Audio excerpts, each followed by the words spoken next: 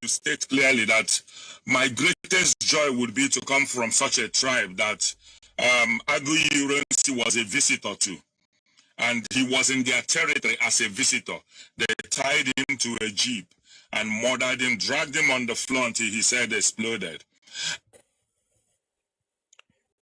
In your life, all that you do in your life, may you never help ingrates. Or if you ever help them, may you have no reason to deal with them. Some of the most difficult people to help or to even do any good thing for in this life are ingrates. They have no capacity to show gratitude. They are never content with anything you give them. They will complain even though they have no capacity to actually create what you are giving.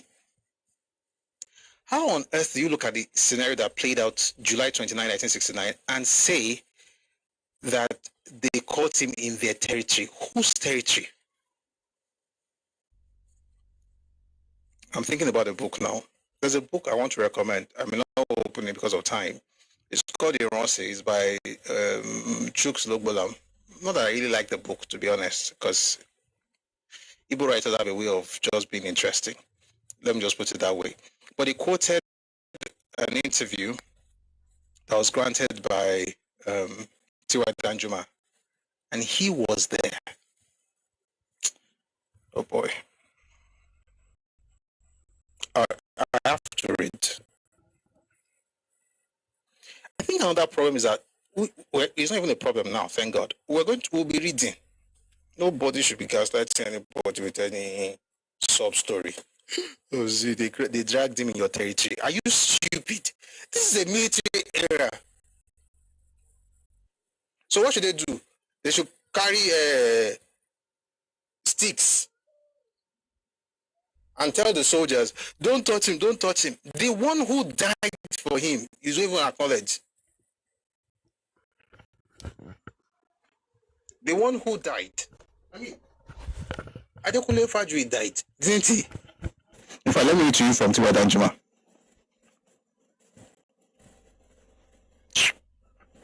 You will help somebody. Some people even die on their behalf. They will never acknowledge it. They must cry about something, and that cry must make them look like victims. Terrible stuff. By the way, this was on February 17, 2008. Okay? Just going to jump. There are so many things I can't read everything. I'm just jump to. In fact, let's talk about this stuff, right? Let's read some things about this thing, so it's going to help us.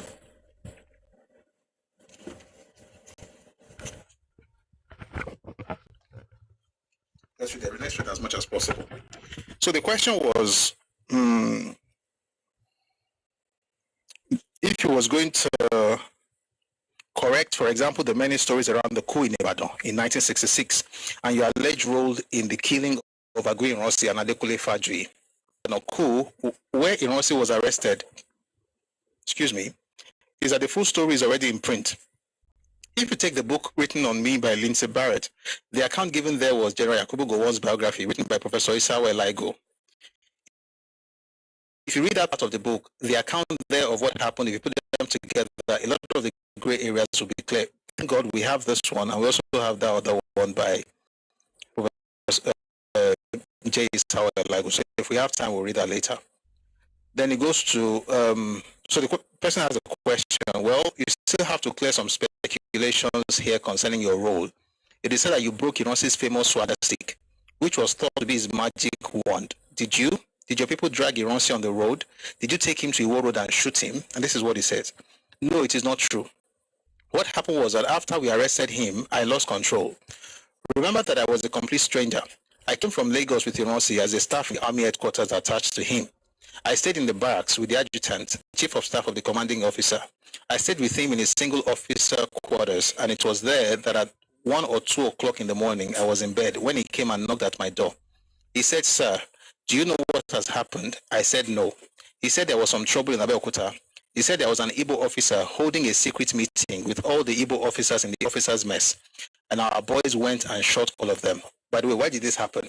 So after what happened in January, where Igbos killed officers from different places and killed politicians of other regions for their own, there was chatter, there were rumors that they were going to finish the job they started. If you read the book by Shagari, the book is called Beckon to Serve. You see how a lot of the people began to hear that, oh, they're going to finish the work they started in January, and then there are more northern officers were going to be killed. And so in the middle of all those, of all the events that were happening, by the way, you can also find more details on this thing if you read the Nigerian Civil War by John de Senjo, that the Igbos were having they're having a meeting, right? And the Northerners were like, okay, maybe this is the meeting where they're going to actually plan how to get rid of all of us. By the way, the whole thing that started the killing started not in Yaba, like this one is saying in the video. It started in Abeokuta. And it started not for Yoruba officer, it was between the Northerners and the Igbos. And the way they killed the Igbos there was terrible. Nobody can even make light of that. I mean, there's nothing cool about it. But you can't be lying about things and saying Yoruba people were killed in Yaba ko Mantini. Let's read a few more things. So he says here that he was in bed when someone came and knocked at his door. He said, "Sir, do you know what has happened?" I said, "No." He said there was some trouble in Abeokuta. He said there was an Igbo officer holding a secret meeting with all the Igbo officers in the officers' mess, and our boys went and shot all of them. Who are the boys? That was the question. And this is what Tiwa Danjuma says. Northern soldiers. These clowns cannot look at the north and say, you killed our people, but they have to look for a way to find Yoruba to add to it. The people who did it said northern soldiers. Did you see Yoruba there? And by the way, do I have a problem with what they did? I don't like the fact that they killed people, but guess what? You can't kill their leaders and kill officers of all ethnicities and not expect that something's going to come for you. Who are the quote-unquote our boys? Then he responds, northern soldiers. Remember, Igbos did the killing.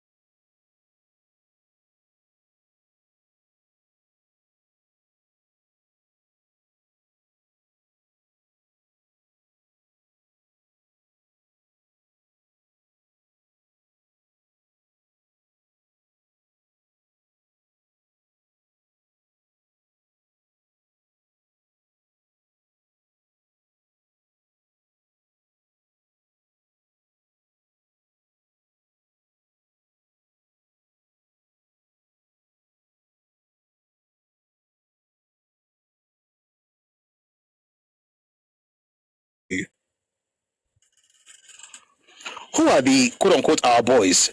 Then he responds, northern soldiers. Remember, Igbos did the killings that took place in January 1966. They killed non-Igbo senior army officers. Only one Igbo officer was killed. Igbo were almost all the senior non-Igbo officers. We rounded up, who is speaking here? T.Y. Danjuma. We rounded up all people who did the killings. They all helped us abort the January coup. They were rounded up and put in where they were being paid their full salary. They had television, they had everything there, despite being detained, and nobody was talking about court-martialing them. Instead, the newspapers, including the Daily Times, wrote the fact that the boys being detained were national heroes. National heroes because they killed corrupt politicians. It did not say anything about army officers. They killed corrupt politicians and replaced them with Iransi, whom called Ironside. Very insulting, and in my opinion, provocative. They were saying that those boys should be freed. The boys he's talking about now, he's talking about the ones who actually organized the January coup. They were saying that those boys should be freed. Tension started building. Riots broke out in the north, and it was because of the riots that broke out in the north that Iransi started going around to talk to traditional rulers and the army leaders. Why did riots break out in the north? Why? It was because of Iransi's decrees. Up until Decree 34 of May 24, 1966, which led to the riot on May 29, 1966. And of course, the other articles that Igbo writers were writing and what Igbo people were also doing in Kaduna and in other parts of the north. And they now add that to the fact that the people who had who organized and executed the first coup, they were collecting full salaries. They had televisions in the I don't even know if you can call it their cells. They were being paid full salaries, calling them heroes. And then he says that was insulting. He says they were saying that those boys should be freed. Tension started building. Riots broke out in the north, and it was because of the riots broke out in the north that Iran started going around to talk to traditional rulers and the army leaders. I was in his convoy. Who is the I? Tiwada Juma. I was in his convoy. We got to Ibadan. We had a meeting with traditional rulers and leaders of thought, at the end of which everybody was asked to sing the national anthem. We all sang the national anthem. In the night, we had dinner. We came back. We dropped him, Ironsi, at government house, and then went to the barracks to stay with the adjutant. Then at 1 o'clock in the night, there was bang, bang, bang on my door. I said, what happened? He, the adjutant, said there was some trouble in Abeokuta. I said, what was it? He said the men on duty officer, saw the commanding officer holding meetings in the officers' mess. All the officers that attended that meeting were Igbos. They left out non-Igbo officers. The duty officer called 1 or 2 soldiers. They cocked their guns, went there, and rounded up everybody. They thought it was a joke. One of them had the staff machine gun by his side, and he bent down and attempted to pick it up. They opened on him and shot him down. They sprayed everybody, killed everybody there, and started telephoning. They rang Ibadan. It was then that this boy woke me up. This was what happened. The press had been calling for the release of the January coup plotters. Now our boys had created an excuse for the release. After killing these people, it is a draw. They killed army officers in Lagos and all over Nigeria. Igbos did it. Now Igbos had been killed in Abeokuta. That would be the end of it. I said no. I asked the adjutant, who was in a position to know if the Supreme Commander at the time, Ironsi, was known as Supreme Commander, if he had been told. He said no, he didn't think so. I said, okay, you should get me some soldiers. He brought soldiers. I didn't come to Ibadan with combat dress. I had to borrow the combat dress of an officer about my size. It was an American combat dress. This officer had just come back from the US. You know, when you travel with the head of state, you have to dress decently, wear service dress and so on. So fatigue. In fact, I wore it on my page and I said to the adjutant, I said, take me to the government house. We got there. We asked soldiers who were on duty to ground arms. They all grounded their arms. I told the adjutant what to do. Soldiers grounded their arms. We disarmed them and armed the soldiers that we brought. Meanwhile, the anti-tank gun, the Ironsi convoy, was there. The commander was there. The commander was from the garrison in Ibadan. We knew him. We told him. He said we should use a gun to blow down the building. I said, no, there's no need. The head of state was there. We had to arrest him. We were there and waited. Anytime anybody came out from the building, we arrested him. They removed their shoes and we asked them to sit down. Then the interviewer says, why were you doing this? Then the response, we didn't want any violence of January 1966. You know what? I think we're going to do a session to talk about Ironsi's role in depth. Because people should be respecting the elders rather than just lying like this. But let's continue reading. So, we wanted to interrogate him to find out the role he played in the coup. That's January 1966 coup. His stories did not add up about how he escaped from Flagstaff House, where he was staying at number 1 Glover Ikoyi, and ended up in Ikeja. We all know how that happened. If you want to know what happened in that space, read 2 books. No, start with 1. Start with The Nigerian 5 Majors by Banjo. He told us how Ironsi escaped.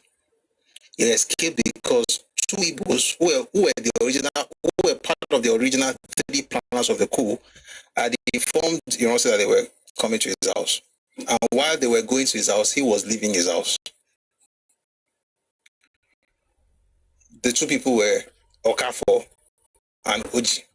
They told him. And Bengbile told us why. He said that Oji was from Umaya, just like Ironsi, and he was the one who tipped him off. So that by the time they were going to his house, he had left. So he was already in Ikeja before they even finished the killings. Quite interesting, but there are other things that happened, but start with that one. Let's go on. So, Tiwa Danjuma is saying that Ironsi's stories were not adding up, did not add up, but how he escaped from Flagstaff House, where he was saying that number one Glover Ikoyi, and ended up in Ikeja.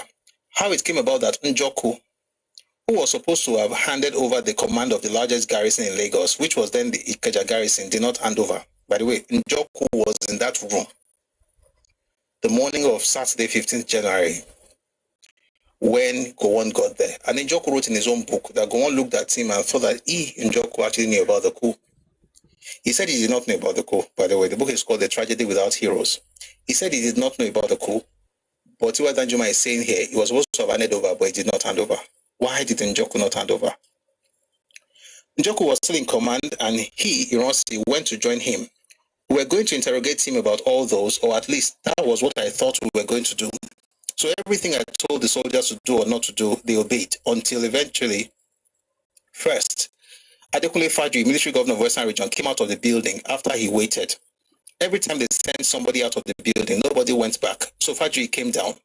As he came down the steps, I saluted him and said, "Sir, you are under arrest. Hands up." He looked at me and called me, "Danjuma." I said, "Sir, you are under arrest." He raised his hands and came down. He said, "What do you want?" I said, "We want to arrest you, and we want to arrest the head of state." He said, "And you are going out with him?" I said, "Yes." And then the person asked a question, "And you were supposed to be on the Supreme Commander's entourage?" Tiwa Danjuma says, I was there. I went to Ibadan with him." "What do you mean by supposed to?" "Because you were now arresting." "Yes, I was arresting." He, Fajri, pleaded with me not to go up with armed men, that he was going to go up and call Ironsi, provided I guaranteed his safety. I gave him my guarantee. I said, "I guarantee your safety." He went there and did not come down. So I decided to climb up. As I climbed up the steps, armed soldiers followed me. I had a grenade in my hand. I didn't have any arm. As I came, Ironsi was seated. Fajri was by his side. I said, "Sir, you are under arrest." And I gave him the order to stand up. Reluctantly, Ironsi stood up. He used to carry a staff crocodile. He had it in his hand. They both came down. Fajri was still asking me about guaranteeing safety. I guaranteed his safety absolutely. So we came out of the building, down toward the car. One of the soldiers said we shouldn't allow him to carry his crocodile, that there's juju. I said, "No, there's nothing in it." He said he would disappear he would disappear if we allowed him to carry it. He started to stop, and I told him to shut up. That was the time I lost control. The soldier battened me and pushed me aside and took charge. To my greatest surprise, the adjutant, who was, these were his troops. I was a stranger. They were obeying me because everything I did, they liked. They liked what I was doing, but the moment I told them not to do something they did not like, they rejected.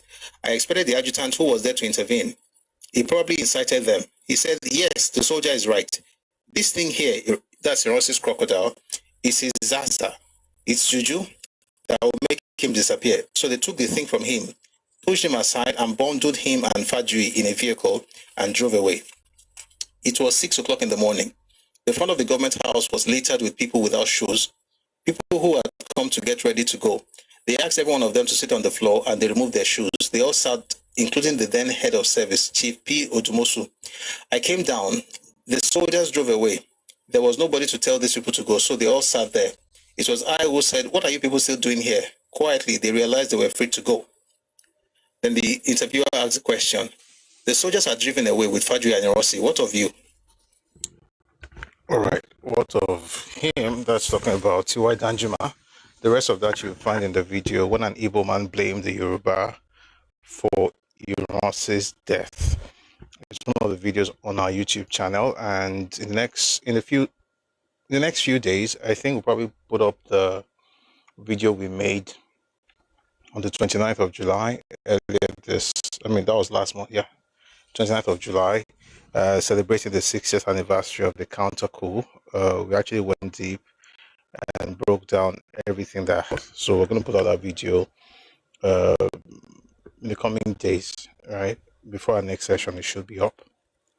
We're going to begin today's session now. Let me thank everybody who has been here and those who have helped us to get to 43.8k likes on TikTok. Thank you so much for your support.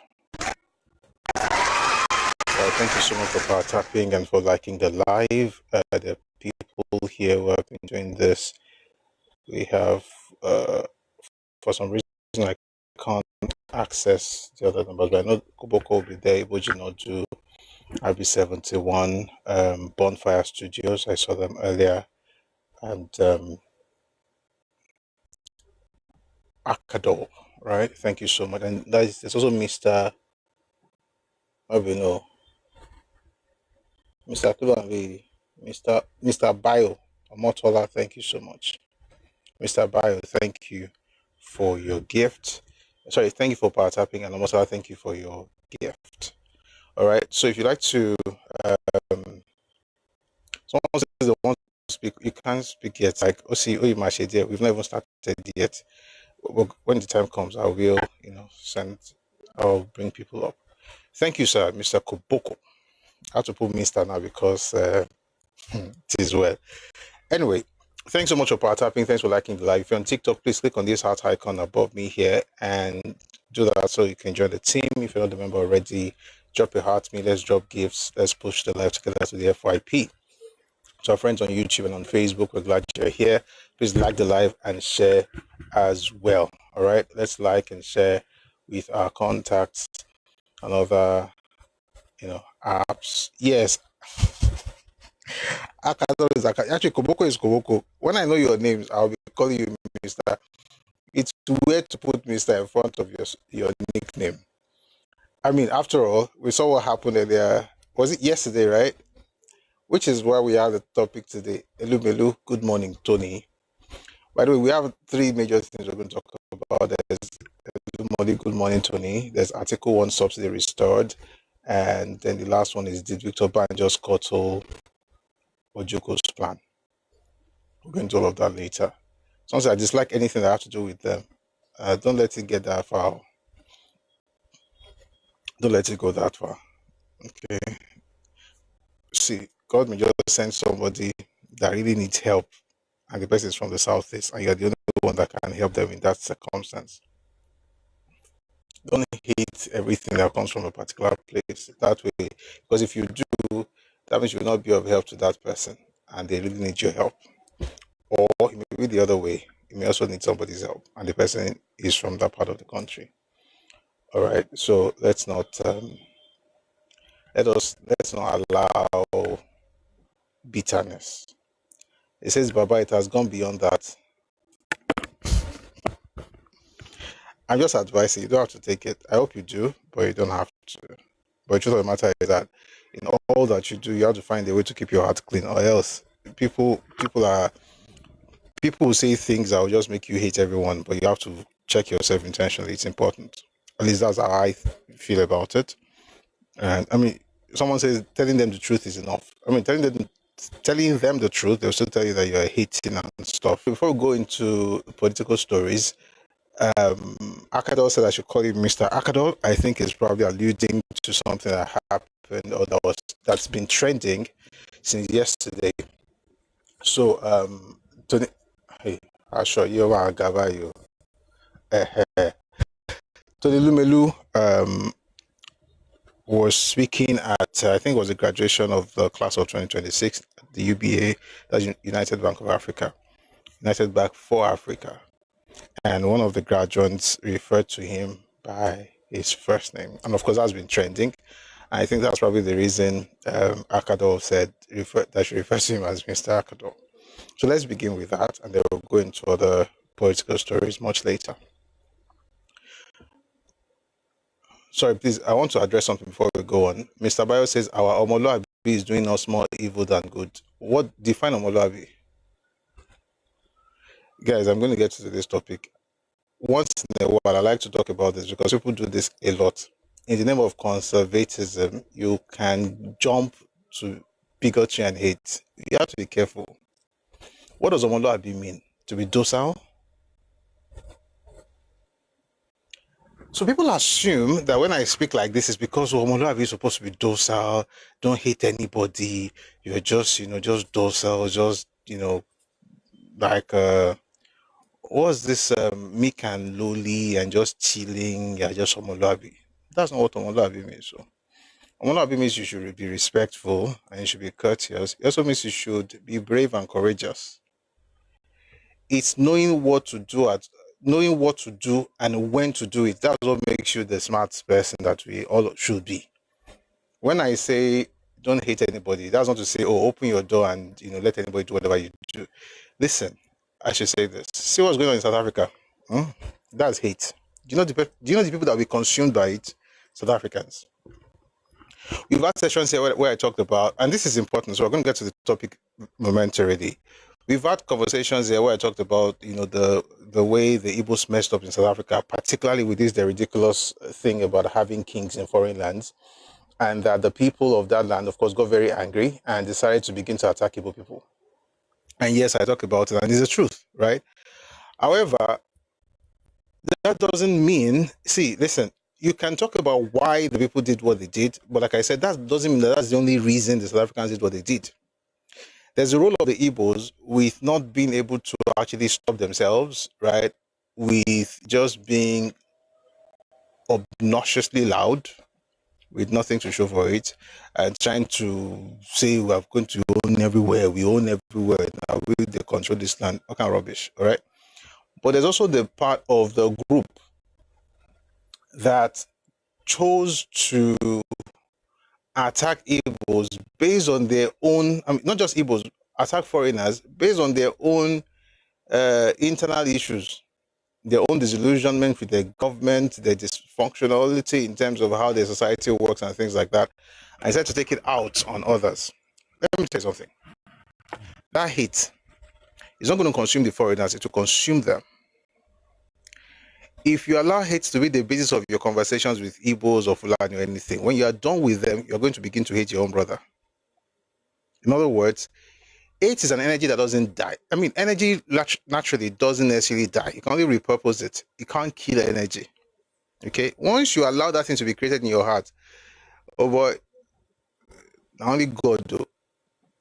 I don't get involved in all this. I hate Igbos, I see it in the comment section. You are not, this thing you're passionate about, you are just saying it. What do you do to make sure that your place is conserved, or what's the word now? It's protected? How do you ensure self-preservation without hate? It takes tact, and that tact is what makes you an Omolabi. Anybody can carry Kwangolo and say, I want to fight anybody, I hate everybody. You don't need to be very deep to be able to do that. That's what they're doing in South Africa. Everybody just goes there. We're going to drive all the foreigners out. Once they are done driving the foreigners out, they're not complaining about the economy. It's not even up to 2 months yet. They're already complaining. Some people don't have jobs because their guys have been chased out of the country. That's, if the goal was to preserve the people, the method would have been different. Sometimes you can do the same thing. So you can assume you have the same goal, but your real goal will actually show the methods you're going to engage. So for instance, if I say things like, I want to protect my people, and I see what the Igbos are saying, they're going on with this side up against Yoruba people, so I've got to provide a counter narrative and thankfully the truth of what happened so that people actually know what's going on. It's not because I hate Igbo people, it's because I love Yoruba people. If you come in and say, oh, I just hate these people, they must not get into our place, it's not necessarily because you love Yoruba people, it's because you hate Igbo people. When you're done hating those people, that hate will still be in you. When you're not discussing Yoruba people, you still have hate. Before you know what's happening, you'll be splitting us. Because Yoruba, we have several subgroups. That hate will not make you say, this subgroup is also different from this other subgroup, and then start doing that thing all over again. But if it's for love, you love the people, your own people, enough to tell other people that they can't, get into the space. You are writing things in the comment section. I don't care what you're writing at this point because you're not listening to me. It says, I've been telling people to stop their marriage with Igbo. Prof, these people hate us Yoruba without no cause. So what? Sorry. In your own life, I don't know people that hate you. Do you hate them back? Maybe we should be doing Bible study. That's a joke, by the way, but people will hate you now. Is that not normal? Do you expect them to like you? Or do you think that your love for people is predicated upon their love for you? Of course not. Now. People hate you now. They're supposed to hate you. Even Jesus said, if everybody loves you, there's a problem with you, the world will hate you. Maybe because I'm a Christian, I don't assume that everybody is like what Professor Shibajo said. It's not like you're selling ice cream now. Even if you're selling ice cream, otherwise your weight loss, they will probably not like you that much. People will hate you. It's okay. It's normal. Those people hate me. They do not send me death threats. Someone says, Prof, the hate online is too much. I know where it's coming from. I know where it's coming from too. Listen, I'm not in any way, oh boy, to this topic now, it is well. I'm not in any way downplaying his concerns, right? Or saying that, oh, nobody hates you, just, I know we are hated. If for no other reason, for the fact that your ethnicity produced the president, you are hated. I know that. And there's nothing, let me say, I don't even mind. I'd rather have Tinubu as president with you hating me than to have Peter be as president with you not hating me. In other words, your hate is not my concern. My concern is Tinubu being in that place. As long as he's there and he's doing what I need him to do, I'm okay. I don't care whether he hates me or not. But people hate you now. Sincerely, I don't know why. People will hate you. Even if you're at work, people will hate you at work. People will hate you. People will hate you. But guess what? People will also love you. Anyway, all of that, my long story is just to say that your love or hate for other people is not really based on what who they are. It's based on who you are. If you're a loving person, you love people regardless. And like I say it often, I always say things like, oh, you are doing all these things and you're talking about love. Listen, if you see a person in the army, we carry gun, they go war. He's not carrying the gun to the battlefront because he hates the other side. He's going to the battlefront because he likes the people behind him, not the people in front of him. So if you like the people in front behind you, that love is the problem for you. Most likely, it's look as though we're the same when you think about it. 1 second, I'm trying to actually bring to you back up. I have to concentrate and go on to the other topic. I was saying, if for instance myself and this gentleman, let's say to war, okay? I go to defend Yoruba people. He goes because he hates the other side. When we come back from war, my attitude will also be different from his. And if you go with anger and hate, most likely when you come back home, you bring it back home and you come and use it to split the people back home. All I'm saying is that protect your space, but don't allow hate into your heart. It's an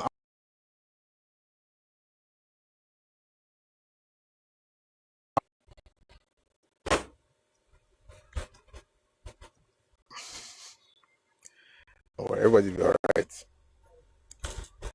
Meanwhile, you guys, it's actually quite interesting. Do you really think the hate? Someone says online, someone says First Republic. No, it's not about First Republic. If you really study very well, this kind of engagement based on tribalism and bigotry from the folks in the Southeast did not begin in the First Republic. It began more than 20 years before independence. First Republic did not begin until 1963, right? This thing they've been pushing for more than 20 years before independence. Which is why, see, try and study people like Owl.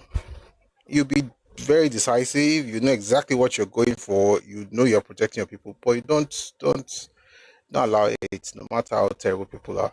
In our own personal lives as well, I think it's important to think that way so that we don't allow bitterness into our hearts. Thank you very much for listening to that. Let's get started. So, Akadol said I should call him Mr. Akadol, and I said I want to play you something from Tony Elumelu. Take a listen to this. Good morning, Tony. Tony. I said good morning, Tony. Okay, no, you won't call me Tony. I'm not those people. You call me Miss Elumelu or Theory. You won't call me Tony or Chairman. That is, I don't subscribe to that kind of life, okay? All right. Good morning, Mr. Elumelu. So my question is, how do you know if you are to keep going? Next. Okay. Good morning, Tony. Tony. I said good morning, Tony. Okay, no, you won't call me Tony. I'm not those people. You call me Miss Elumelu or Theory. You won't call me Tony or Chairman. That is, I don't subscribe to that kind of life, okay? All right. Good morning, Mr. Elumelu. So my question is, how do you know if you are to keep going when you are not seeing any particular changes in whatever? How do you know if you should keep? So there's a longer version. So this has been going. I mean, this has been trending for a bit, and by the way, if you listen to the entire I've been talking about, so that way we also have something better than just the tidbits. Okay, let's start from the beginning. To gain traction or to gain followership. I'll be not that category. No, sir. Okay, go on. I'm not those people. You call me Miss Elumelu or Theory. Next. Okay. Good morning, Tony. Tony. I said good morning, Tony. Okay, no, you won't call me Tony. I'm not those people. You call me Miss Elumelu or Theory. You won't call me Tony or Chairman. That is, I don't subscribe to that kind of life, okay? All right. Good morning, Mr. Elumelu. So my question is, how do you know if you are to keep going when you are not seeing any particular changes in whatever? How do you know if you should keep going in a particular direction when you are not seeing any particular results, or to change your direction entirely? Like now, for example, I started posting contents last year, and I gained some. Are you one of these who? There are some people that need to be judged, but I know they are doing it to gain traction or to gain followership. I hope you're not in that category. No, sir. Okay, go on. Okay, so you said doing it to gain traction, and yes. You said doing content post creation. Yes. You know, we're not going to listen to everything. The reason I play that is just to give you an idea that, despite the fact that he corrected her, he still went ahead to listen to her and answer the question. But here's the thing: people have been saying, you know, Elumelu was wrong to say that. But let me ask you, sir. What's going to make you call somebody Tony when you don't be mates and you don't know each other? I'll tell you one story. Maybe this is the reason. When I was in school, there was this year that Tayo Adeniokun came to my school. Tayo Adeniokun, God rest his soul, he was one of the founders of GTB, Guaranteed Trust Bank. It was Tayo Adeniokun and Fola Adeola who founded GTB. So he came over to Ife and he told us about, GTB. See, we had this really interesting thing when I was in school that banks and corporations would come around. It was coming back. We had lost that in the 70s, early 80s. But somehow, I don't know, they just thought that they should come back. So they started coming to our school. You had Intercontinental Bank trying to recruit us before NYSC and so on and so forth. Anyway, Tayo Adeniokun came around and then he says to us, listen, if you come work for us at GTB, we have this really cordial relationship amongst ourselves as workers. As a matter of fact, we all call ourselves or refer to ourselves, or what's the word now? We relate to ourselves based on first name basis, right? So they just call each other by their first names. I think that has become corporate culture for many banks in Nigeria, and even for other organizations that are in the marketplace in Nigeria. So it's possible that this person is coming from that perspective, like, all over this, this country, so if you work in the corporate space, you can, get that, get to call your colleagues or even your superiors by their first name. I'm trying to make a case for her before I tell you what I really think. Now, this is supposed to be folks who had gone to the UBA's graduate management program. So she probably assumed that since Elumelu he is the chairman of the UBA group, therefore, he's also part of that organization. And if they're allowed to call everybody by their first names, then she could as well go ahead and call him by his first name. I think that's where she's coming from. That I don't know her, but I think that because of my experience, they usually call themselves by their first names, even in media as well. I remember back in the day, if you used to watch AM Express, on a normal day, Mary and Azodo would call Uncle Yinka, that's Yinka Craig. But on set, they say Yinka, they'll say Sadiq Daba. Sadiq Daba, of course, would be Uncle Sadiq. That's off camera. Okay, they'll call, say Yinka, but you and even the person saying it knows that as soon as they're done with the cameras off and lights off, Uncle Yinka will come back into the conversations. All right. So the point is, in professional circles, in some instances, some things are allowed. However, even for that media kidney, not only when they're in front of camera that they call themselves by name, after camera they switch back to, because we are still in Africa. Now people have said, what should Tony say that is this African mindset? He also mentioned that this is Oyinbo. It's not even, but the funny thing is that it's not Oyinbo. It's not Oyinbo or African alone. And even if it's African, so what? Okay, so this is the reason Africa is not making progress, because we want people to respect us. There are young people, particularly young people, who want a reason to be obnoxious and to be tactless and disrespectful. And anything that creates order and structure somehow rubs them off the wrong way is the reason Africa is not progressing. Funny, if you go to places like Japan, you see people so respectful and you want to celebrate them. But as soon as they say you should do it at home, you're like, that's the reason we're not growing. It's not the reason you're not growing. Maybe it's because you're not engaging your brains fully. I should say that one. However, I want to play you other examples where this thing has played out. I'll play you something from Nigeria. I'll play you things from America. Maybe say a few more words about it. But the point is, at the end of the day, you've got to be tactful. Even if they allow you to do certain things, you have to. They taught you at home, Abi. Don't be quick to want to prove that you now have a new culture.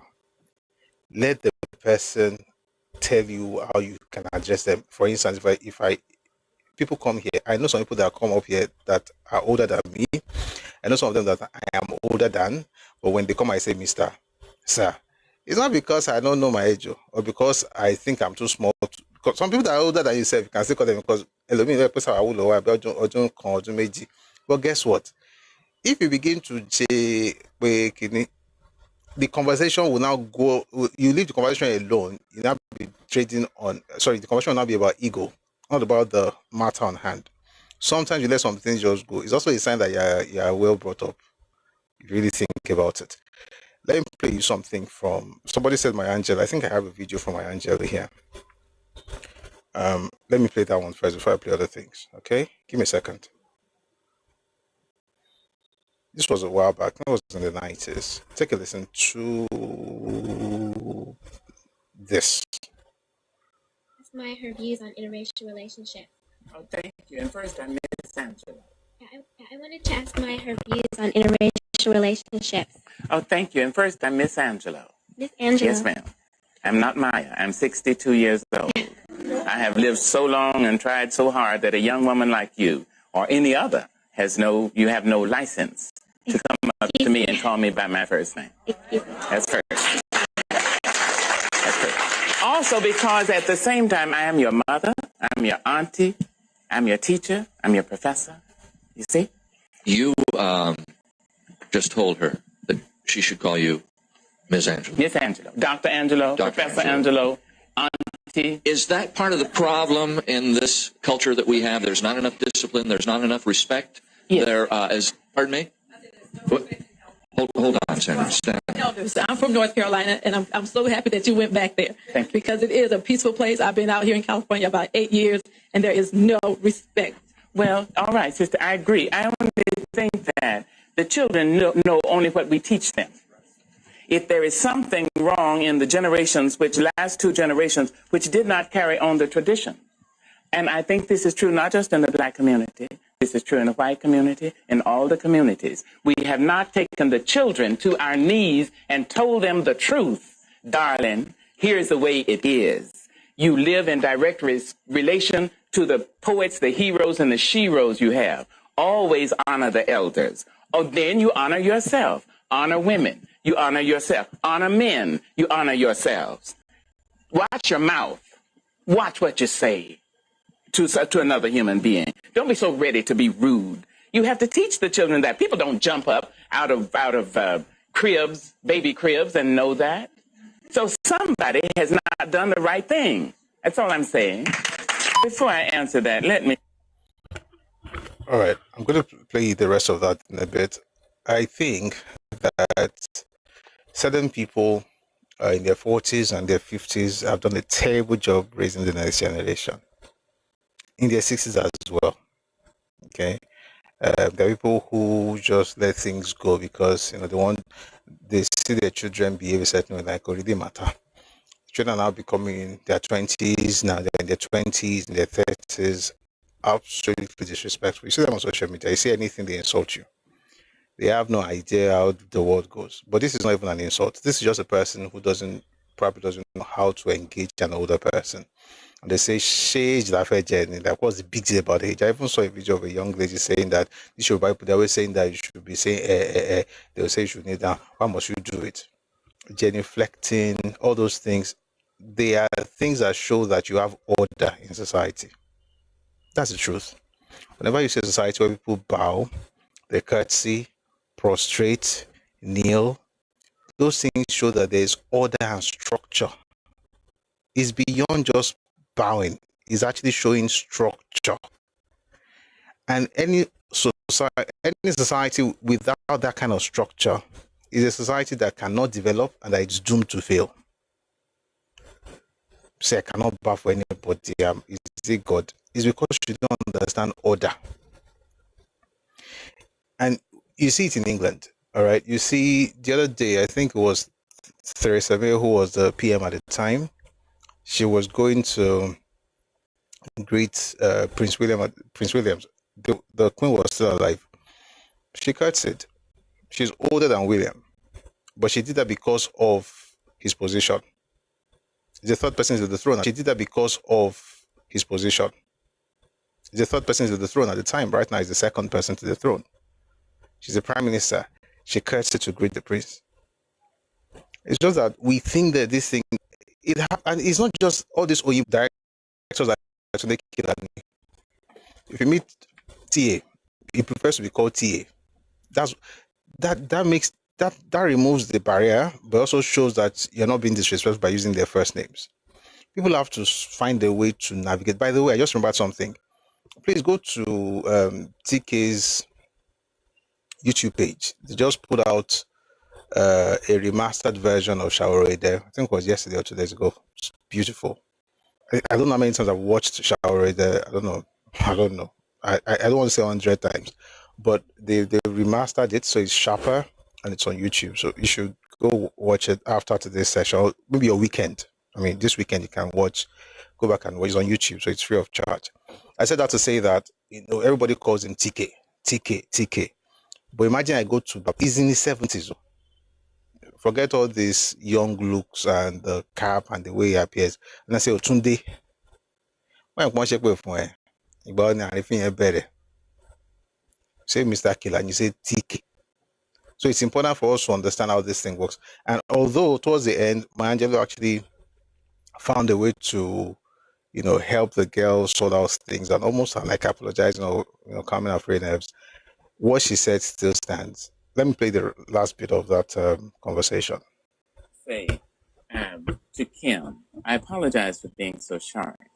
I apologize. I'm not usually so short. It just caught me off guard. I saw you at 14. I thought, ooh. Well, but I apologize. All right, so she was 14 talking to a 62-year-old woman and said, I want to ask Maya what she thinks about things. It doesn't really work that way. But guess what? That's between a 14-year-old and a 62-year-old. But there's another one between people that the age difference is maybe like less than 20 years. That's Trevor Noah and Barack Obama. Take a listen to this. Mr. President, do you miss your name, by the way? Because everyone calls you Mr. President, but I feel like I would, if people call me Mr. Daly, I would miss just being called Trevor. Do you miss your name sometimes? My best friends call me Barack. Okay.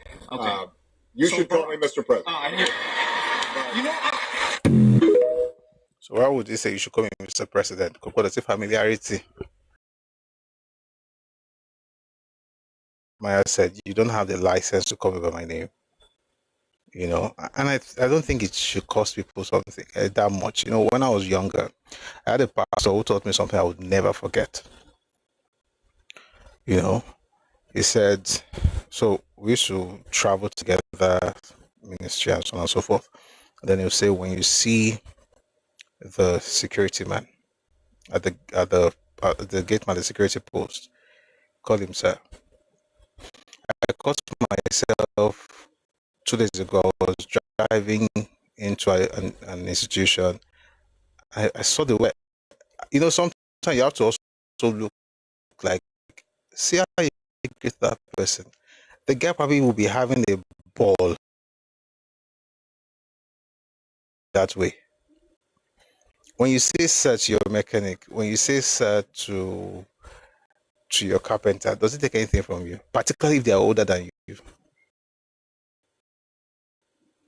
I don't know why. Like I said, this is beyond an Elumelu thing. It's just a general thing, like with next generation, where people just want to assert independence. And the crazy part? It's like people are stuck in their adolescence. They're in their 20s, in their 30s. They still think like adolescents, where everything is about being about being rebellious. They are that rebellious stage where they're just against social order, against everything that makes sense, because they want to prove. If you do that as a teenager, your adolescence, that's okay. You're trying to come to your own. You're trying to understand what life is all about. But you get to a particular age, you should have learned and come beyond that. Expecting people doesn't take anything from you. I have a few more clips because I want to start this way before we go into deeper things. When we go into deeper things, we'll be discussing politics. This one happened on the UMD. Imagine I say Richard. But if we say RMD, they'll be okay with it. It's something I've noticed with all this, There's some people that use it for me too as well, and it works. Take a listen to this one. So, Richard, your father, your papa left home. That was it. So, Richard, your father, your papa left home. This one happened with Dr. Party. Take a listen. More updates on Nigerians who were evacuated from Ukraine. Bucharest Airport in Romania. Israel's correspondent Mary King is on ground up there.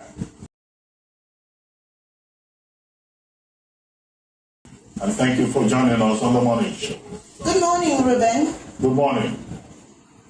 Good morning, Ruben. Good morning. Can you hear me? So, the way you are calling Ruben, yes, it's like you were at my naming ceremony when I was born many years ago. Well, carry on. What is the situation report out there? Okay, so students here are basically... Yeah, we listen to some of the returns. Okay, this one is louder. Good morning. And Thank you for joining us on the morning. Good morning, Ruben. Good morning. Good morning, Ruben. Good morning. Can you hear me? So, the way you are calling Ruben, yes, I can it's hear like you you at my naming ceremony when I was born many years ago. But carry on. What's the situation report out there? Okay, so students here are basically... Is the process smooth, or are they going through extraordinary stress on their arrival? Ruben, I would say that the Nigerian authorities are generally warm. Their posture is that of, them being warm to receive this Nigerian student who actually look very exhausted and in need of love and all of the kindness they can actually get from the Nigerian government. All hands are on deck right here, and they're giving them their best. All right, thank you so much. Okay, thank you, Mary. I see you're in love with my name. You'd like to keep coming, okay? When I see you, I'll tell you my history in this profession, okay? I kind of like the way Ruben Abati handled that. And even me, I'm now saying Ruben. I like to call him Dr. Abati because that's how he likes to be called. But I think a lot of young people do that sometimes to just, rile people up, to show that we too are adults. Actually show that you're a child. If you're everywhere calling people by their name to prove some stupid points. Anyway, one more video and then we'll move away from this name thing. Just respect people. It won't take anything from you. It might even open doors for you beyond your wildest dreams. Doesn't mean you should go in. But does that mean that everywhere I go, use your brain now? It just means that respect. Anyway, take a listen to this last one. Then we can go. This is Shafi Bello. And I pulled them closer, and I said, "You haven't earned the right to call me by name. I have a child as old as you are. Even if I don't have children, you haven't earned the right, and you will never earn that right at your age to call me by name. Whatever happened to ma'am? Good afternoon, ma'am." And there's something about this, hi, I can't stand it. Good afternoon, good morning, good evening, hello, ma'am. I mean, come on, we can be quite cordial. And this is Africa, after all. There's some rude children out there. I'll say children, but there are rude adults as well. Let's just do the basic things, okay? And I know people on the other side will say, oh, it doesn't matter. Me, I think it does. Anyway, I think the only other thing I should say, though, is that maybe when they are teaching people in their banks and these corporate organizations to call people by names, maybe they should also tell them that, it's not one size fits all. You can't call everybody that, so that the girl will not get embarrassed the way she was. Yeah, but I think it speaks to something even deeper. I actually saw an article I think I should read before we move on. I just remembered. It's actually quite nice. What the person put out. Give me a second if I find it. I'll read it to you. Please, if you're on TikTok, don't stop our tapping. Thank you so much. Oh, yes. I want to play something from a book on Washika. I remember. Sorry. And I'll read you the article. I found it. But let me play this from Madam Awoshika. Take a listen to this. They had a culture of you call everybody by their first name. So the founders were people that I called, they were like my big brothers. Call them with a Yoruba attitude of respect. Brafola, Ratayo. If you're Yoruba, you understand what I'm saying. And then my sister came on and said, Fola said, I said, what did you say? She said, but in the bank, that's what we're told, that we call everybody by first name. I said, if I ever hear you say that again. She said, but that's the culture. I said, I promise you, it might be the culture they're trying to establish, but nobody much older than you at work was nurtured with that culture. So they can accept it because they don't have a choice as an institutional role, but they will reject it. And the way you will know is how they will behave to you. It can be an unspoken word, but it will be a reactive word. And it will show in other ways. I said, so you're going to find another way to approach them. If you cannot Call them as you call them outside of the bank. Then find Mr. A, Mr. Whatever. You guys find a way to connect. But don't destroy the structure of respect and order. They have a culture. All right. Excuse me. Like I said, at the end of the day, it's all about respect and it's all about order and structure in society. That's how I see this, because beyond the, you can call somebody a name and still respect them, but we all know that most times, we all know what we are doing. Okay.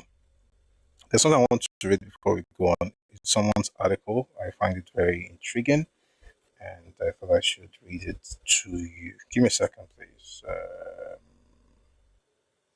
Okay, this one.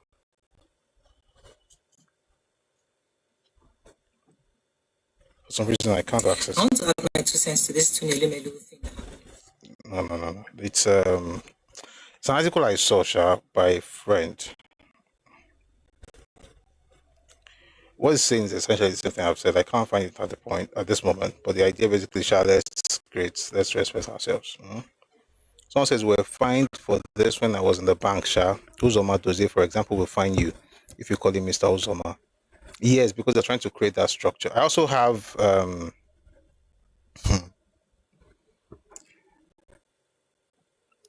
so I went to take a course somewhere recently. One of the lecturers there, he loathed the idea of being called Mr. anything. He wants you to call him by his first name. But so let's assume his name is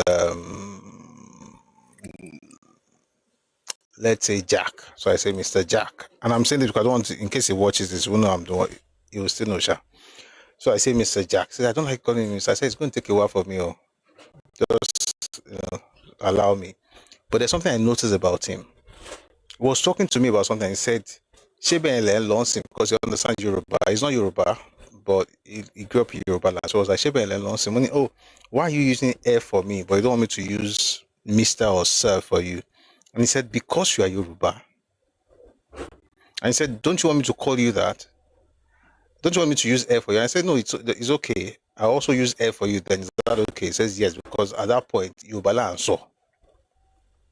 So like even the man who wants everybody to call him by his first name and doesn't want anybody to use, Sir for him, wouldn't mind if you say because he knows that if you say O in Yoruba language, you are literally disrespecting. No matter what you want to say, it really matter. Omoko matter because he grew up in Yoruba land.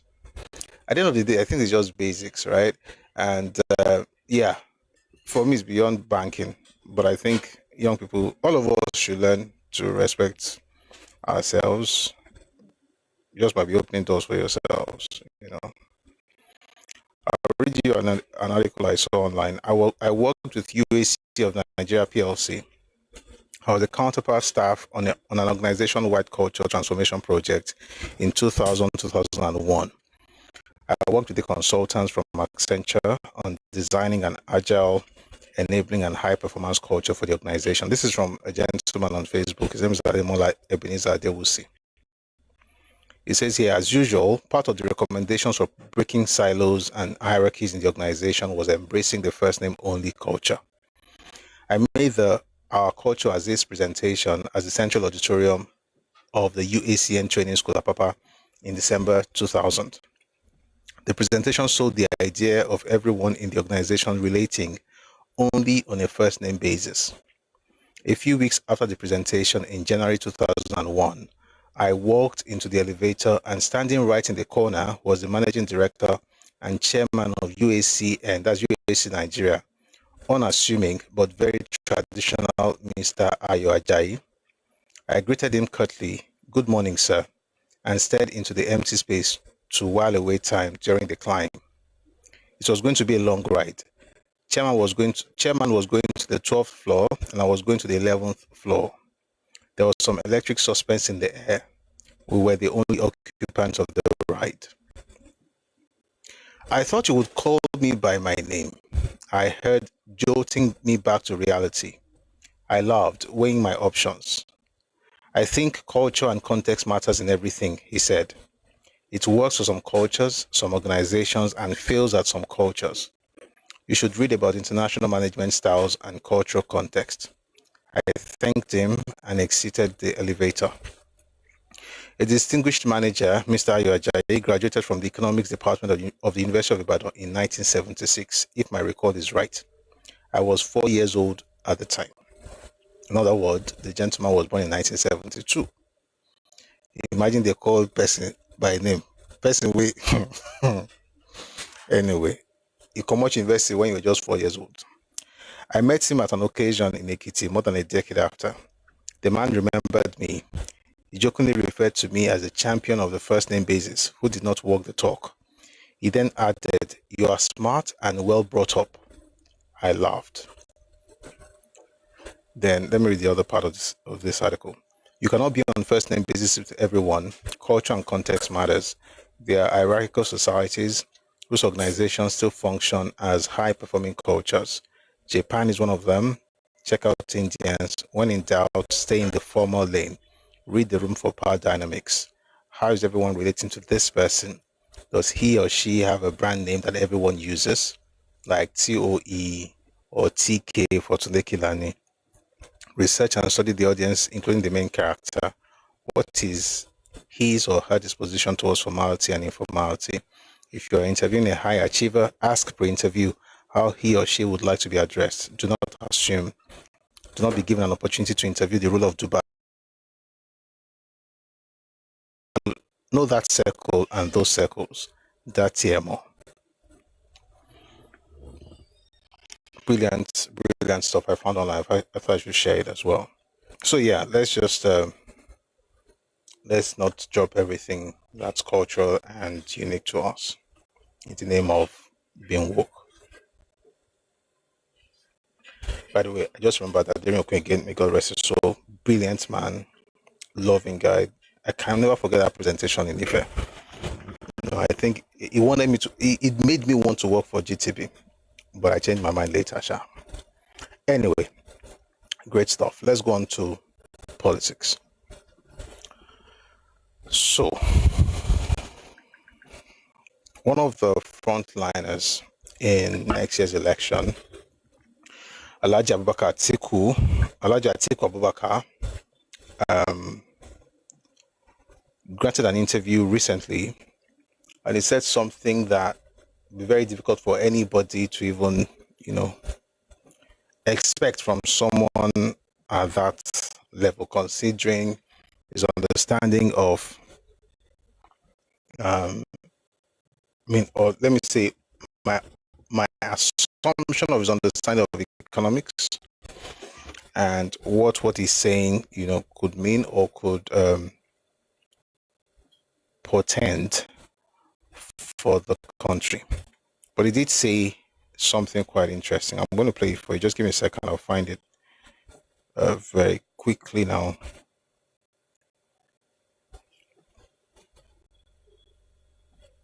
Almost there. By the way, Tinubu responded. We'll listen to Tinubu's response later. Okay, so 1 second. Most of it, I hope there's also there. Shall we'll find a way around it. Information you come on board. Great. All right.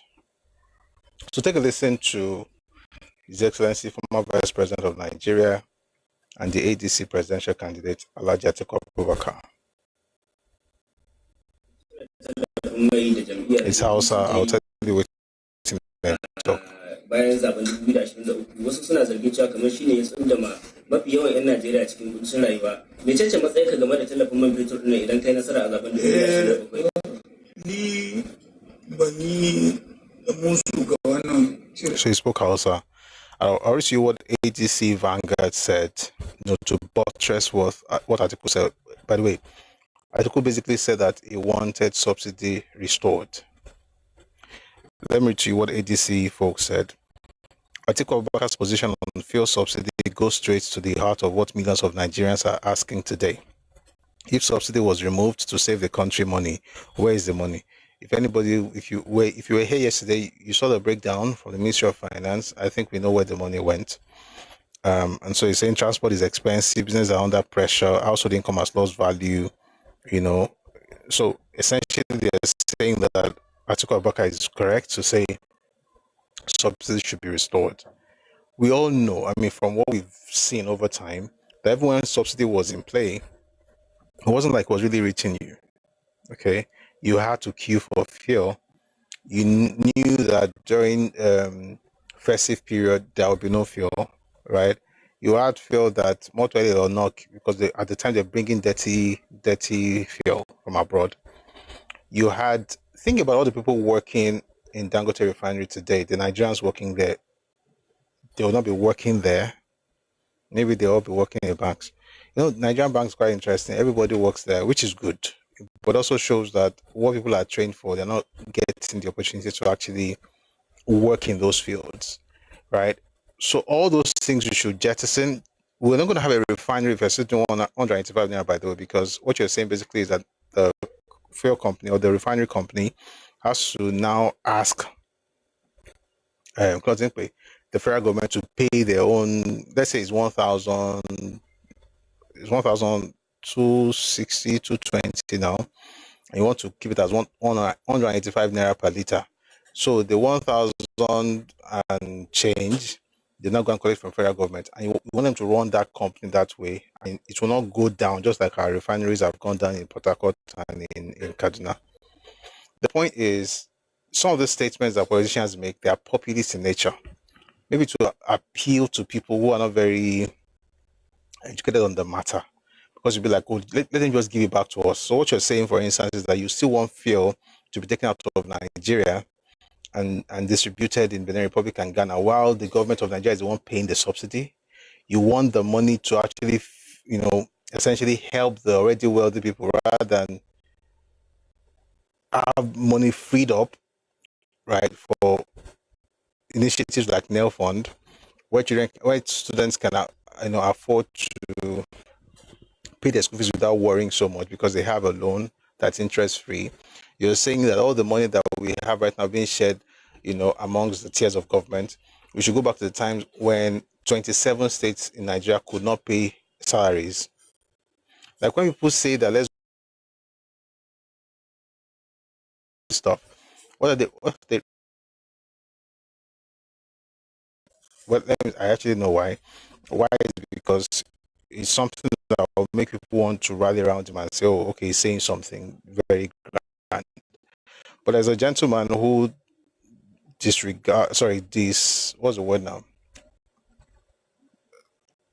Disagrees. Funny how one word can be that hard. One man who disagrees with Atiku Abubakar is the Minister of FCT, Nyesom Wike. Take a listen to him. Who said 2022 is going to remove the fuel subsidy in his first 100 days of office, came out to say that if elected, he's going to restore the fuel subsidy. Let me just tell you what you just said.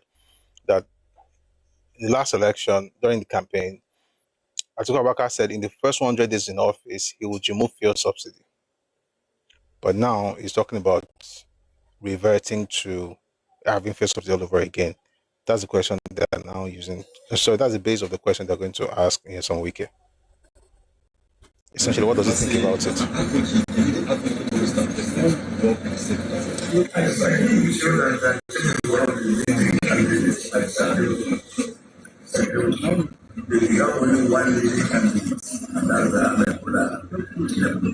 I have told people this is election until you go to your position. The person done there is because parties have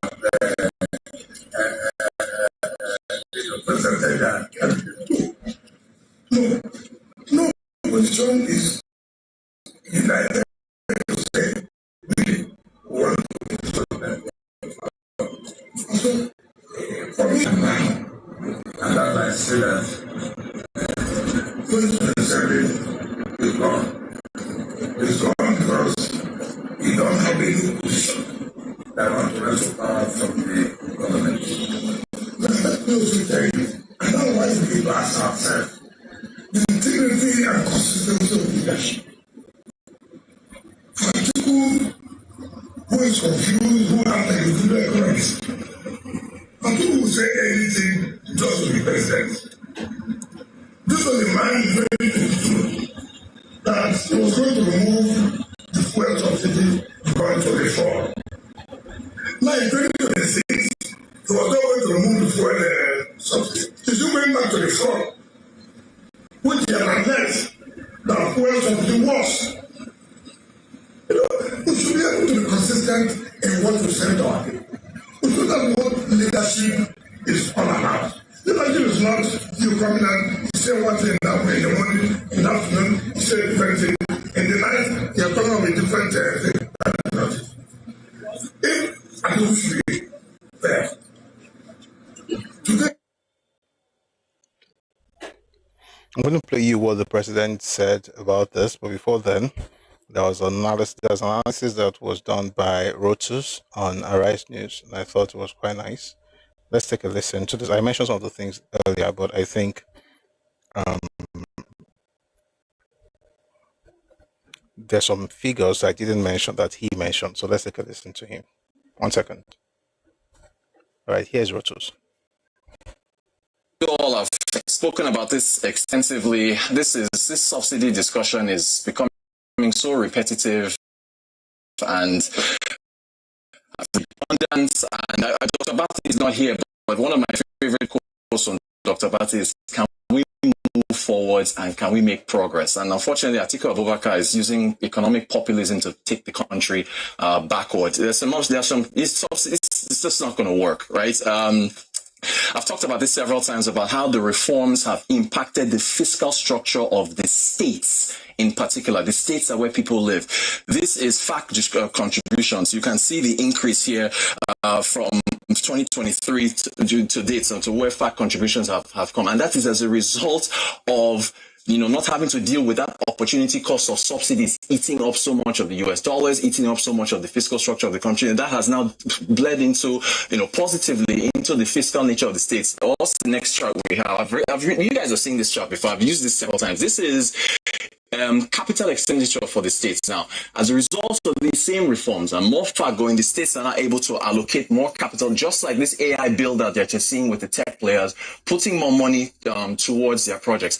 What's the third one? I think debt is the third one. There should be a chart. Yeah, perfect. This is your debt to GDP on your right-hand side for the state, coming down as a result of having more of these funds. Now, over and over again, folks ask, where is this money going? Where is this money going? You can see it in the data. I know on What's Trending yesterday, you took a video of military officials that were complaining about pension payments not being made to them. That's the Military Pensions Board at the federal level. But for the states, if you look at the latest data from PenCom, which shows that pension contributions essentially to the states, here we go, pension contributions have increased. So this is just a snapshot for the first quarter of 2026. We have almost 30 trillion in pension assets, right? 26% growth, double digits as far as year on year, almost 8%. This is the number of retirement savings accounts. But this is the key number here. Now, in Q1, we saw a 559 billion of pension contributions that were made. It was down from 900 billion in Q4 of 2025. And instead, let me zero in on that in particular. If we go to the pension contributions on a quarterly basis, and my point here is about the amount of money coming into the states. Of that 903 billion, about 500 and so in the fourth quarter of 2025 came from the public sector. And that in itself, that 550 something billion for the public sector was a 234% increase. And so what PenCom pointed out was that the states were allocating more money towards clearing the pension backlog and also towards trying to pay off, to pay more of those pensions. So it was a bigger country. Finally, we have it, thankfully. So this is what I'm talking about. Q1 2025, it was 389 billion. Q4 2025, this was the big jump at the end of the year, 903 billion. And again, public sector was about 500 billion of that. The remaining 350 something was private.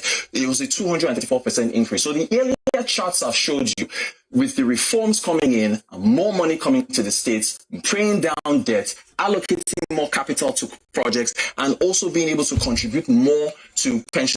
It moderated in Q1 to 559 billion, but it's a very key number. So everyone is going to be watching that number towards the end of the year.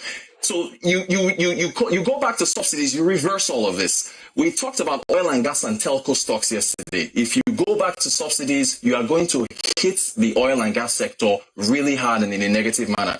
Your Dangote IPO does not happen. Your Dangote refinery operations doesn't happen because Dangote refinery operates on the downstream side. If you cap prices on the downstream side, you are impacting the profitability. No investor is going to invest in a refinery where prices are capped. And this is really interesting coming from Atiku Abubakar, who during the 2023 campaign cycle said he would sell the NNPC refineries because they were moribund and he would sell them off and he was in support of subsidies. Look at this performance here of these stocks in oil and gas. This is out of Wednesday because we had a guest from Coronation Research talking about it. Seplat, yes, I know, upstream, look at that, 92% so far this year in terms of its stock performance. Aradel, 90%. The companies you look at are Eterna and Cornwell. They're the ones that have the fuel stations around. They are in the downstream sector. And you can see Eterna at 26%, Cornwell at 12%. Total Energies is flat and Owando has its own issues. That stock is down. But by and large, you are if you go back to the subsidy matter with all the corruption and all these ugly things that happened and impact on the fiscal structure, you're just going to be impacting a lot of this, all this subsidy. All right, that was Rotus on Arise News, and I really like the way he broke that down. But I mean, we all know that everything we did not have because of the presence of subsidy, we would not have if the removal was reversed rather. So what that means basically is this: everything that we're calling gains right now will not be there. Guess what? You still say that the fuel is cheap. You may not be able to buy it, but it will be cheap.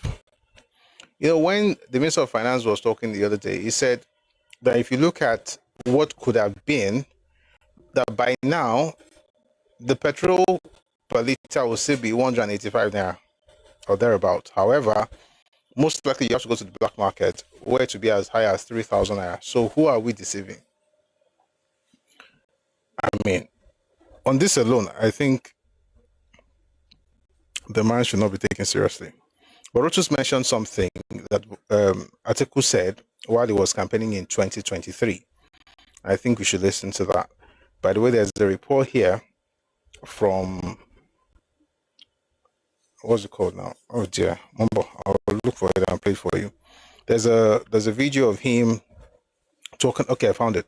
There's a report from Vanguard where it says here 2023. This was published November 16, 2022, and this is the headline: 2023, Atiku promises to revisit Orosan report, remove fuel subsidy. That was what he promised, and this is the interview he conducted at the time. Take a listen. Let's talk about your manifesto. Looks like the subject of removal of subsidy is conspicuously absent in that manifesto. Is this an oversight? Even if it's not an oversight, but I thought Nigerians have now come to accept my position on the issue, of subsidy removal.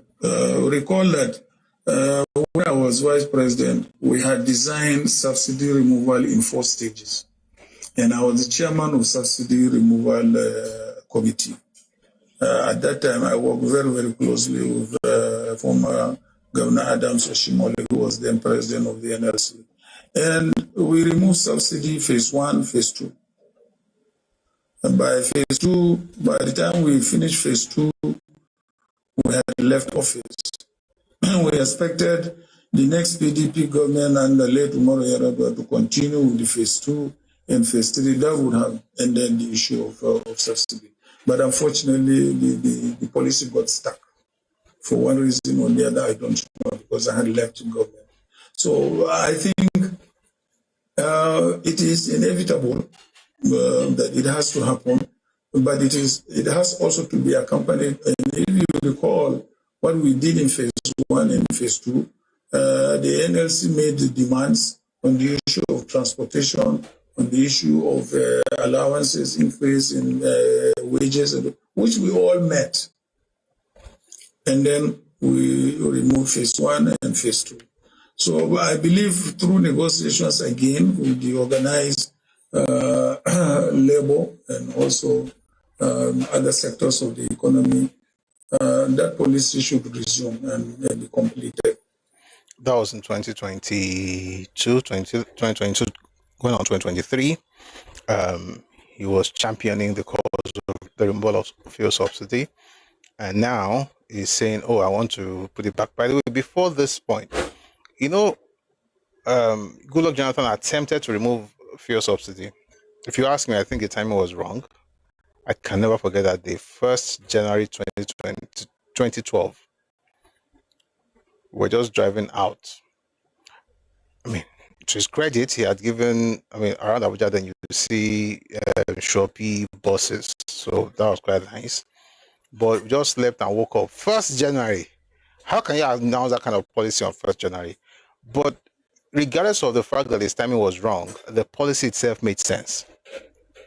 Why? Because of what folks in government were saying at the time, particularly people like Ngozi Okonjo-Iweala, who was Minister of Finance, people like the CBN Governor, Sanusi Lamido Sanusi.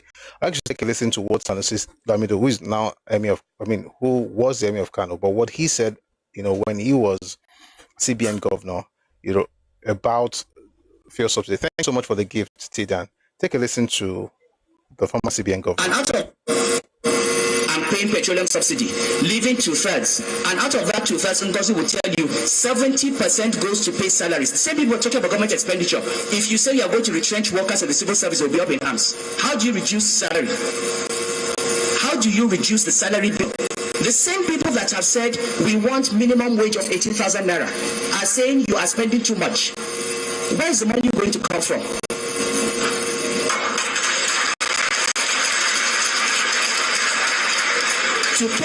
To pay those salaries, to maintain those civil servants, to provide health care, you need to free up resources. This is what economics is about.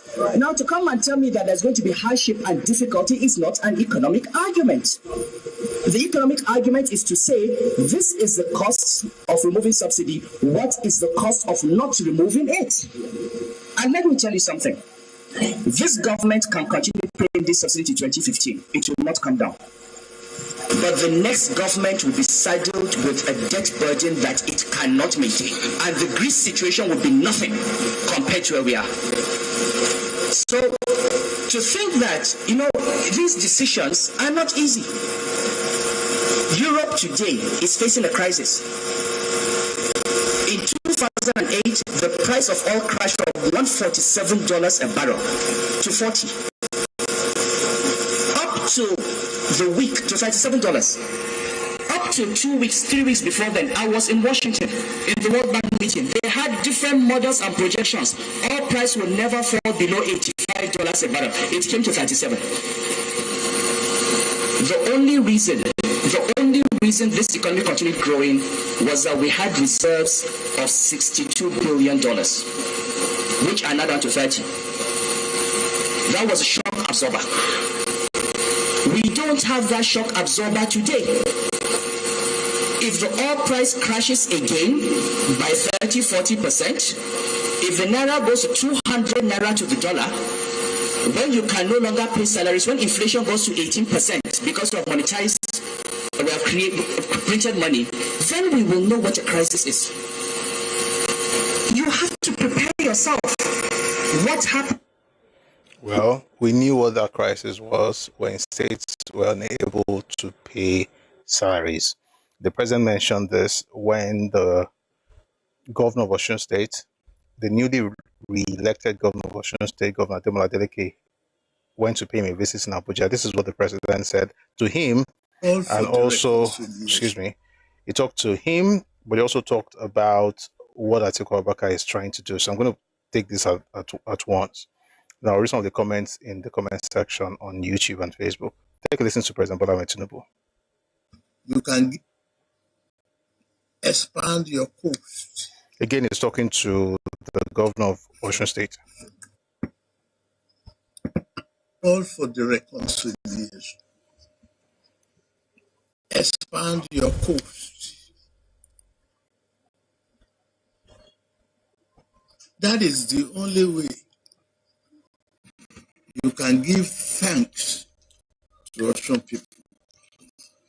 Not the way you sang it or celebrate it.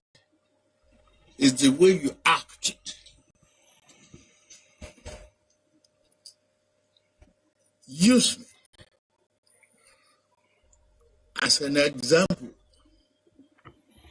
And I got here. God put me here. Where you are today, God put you there.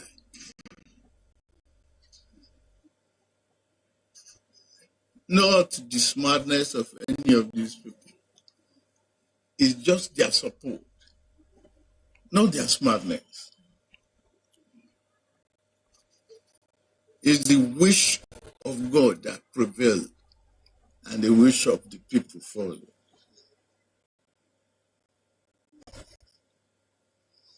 And you are in a very, very unique position to make history. Promote unity, peace, and stability. Use it. You started, he's a progressive. All you are doing now is progressive instinct. And you did a very good mobilization with your team. Very good job. You saw fear, you screamed. Promote democracy, promote stability, promote rule of law.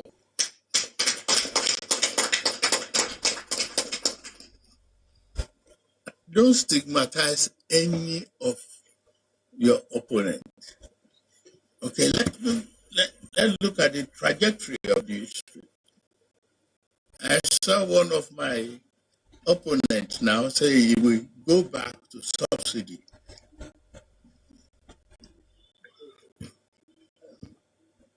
I read it. That is demonstration of a serious ignorance on governance and economy. Before I came here, 27 states are unable to pay salaries. Not to even talk of pensioners, salary of workers in your state. I know a man that raised, whose nickname half salary. He comes to the federal, cap in hand, unable to do anything. The salary you pay feeds families. Where are the local governments? They are in the states. Where are the concentration of population? They are in the states. Take out the president. Look at every other person. As common men, they have families to feed. The infrastructure you embark upon, on the road network, housing, school rehabilitation, hospital, healthcare pronouncements, resuscitation of healthcare, training of teachers, training of health workers to protect our vulnerable families, is part of your responsibility.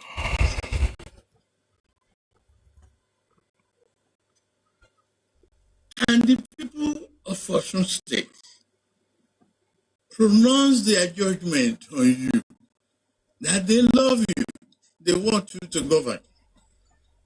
So you're going back to govern. Anybody, any Democrat, anybody in the political environment who cannot celebrate The joy of free and fair election does not deserve the laughter and the happiness of democracy. Don't make a single individual a victim of your campaign. Don't.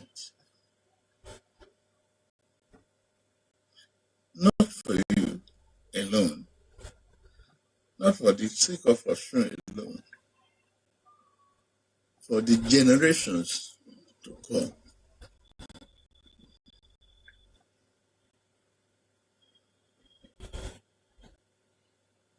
It's more important for you to build a network of unities, unified tones, and everything. Like I said, you did not conquer anybody.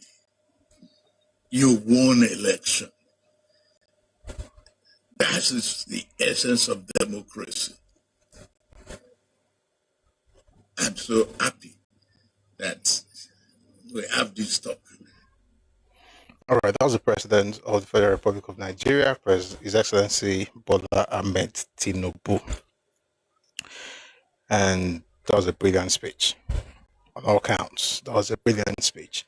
I like the way he, addressed the governor of Osun State and his admonition, But then he also, highlighted what we're talking about this whole thing that Atiku Abubakar said about fuel subsidy, restoration, so to speak. If 27 states could not pay, 1 second, please.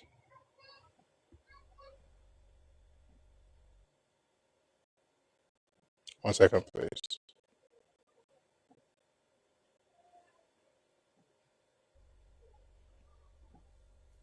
If 27 states could not pay, and suddenly every state can pay now, they're not even borrowing money. They have gone beyond just paying salaries to building, right? They're able to invest in capital projects, infrastructure development in their states. And that's because they have more money than they used to have. And you're not saying, oh, you know what, that 15.8 trillion that was, freed up based on the fact that we removed subsidy. Let's go back to the time where we can use all that money to subsidize fuel. It's quite interesting how people, because of politics, just play funny games, right? And I hope people can see through this. I really hope they can. But I'd like to read to you part of the State House press release on the matter. This was written by Mr.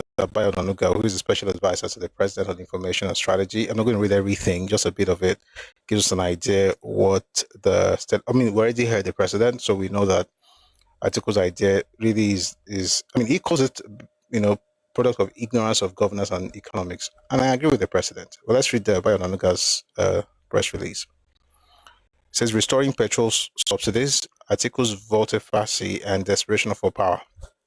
Atiku Abubakar, former Vice President and perennial... Abana. This one I insult. Make we read them as they write them. Alhaji Atiku Abubakar, former Vice President and perennial candidate for the presidency of Nigeria, has finally elected as president by January next year. Against expectations that he would announce a more creative and ingenious alternative to the program being executed by the Tinubu administration, Atiku Abubakar behaved like a man from an archaic past who least comprehends the present economic dynamics and suggested that he would restore the much abused, wasteful, pillaged, corruption-ridden fuel subsidy regime, which the Petrol Industry Act made illegal from the end of June 2023. Even though he used to believe that the subsidy regime must be eliminated, a point he canvassed in the run-up to his defeat in the 2023 election, he has now opportunistically recanted the major plank of his economic doctrine and turned a renegade. It is not difficult to explain why Atiku has latched on to the abandoned subsidy regime 5 months to the election. Desperate for power, he needed to make a promise that he knew if he were candid with our people does not make fiscal sense, is retrogressive, and is against the genuine interests of the people. But before his suggestion hoodwinks the people, we must quickly subject the promise to a serious examination, especially in the context of Nigeria's present economic and petroleum reality. So he went on to explain petroleum reality and so on and so forth. It's quite long. If you go to his Twitter handle, you find it all there. It's brilliant, by the way. It's just that we've listened to a lot on this topic already. And suffice to say that Atiku Abubakar's idea is not what Nigeria needs at the moment. Before we go on to other things, I'd like to read some of the comments on YouTube. New Era says Atiku Abubakar was part of the fuel subsidy scam. It was given to all bunkering on the Banjo. Even accused. Well,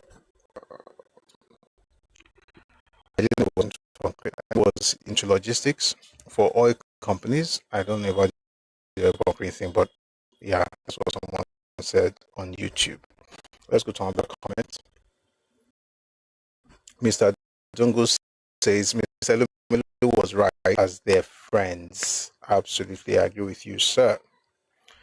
Stephen Akin Davis says, "Hi Busui, you are my brother's namesake. It is good morning from New York City." Good morning, Mr. Stephen, and thank you very much for joining us, sir.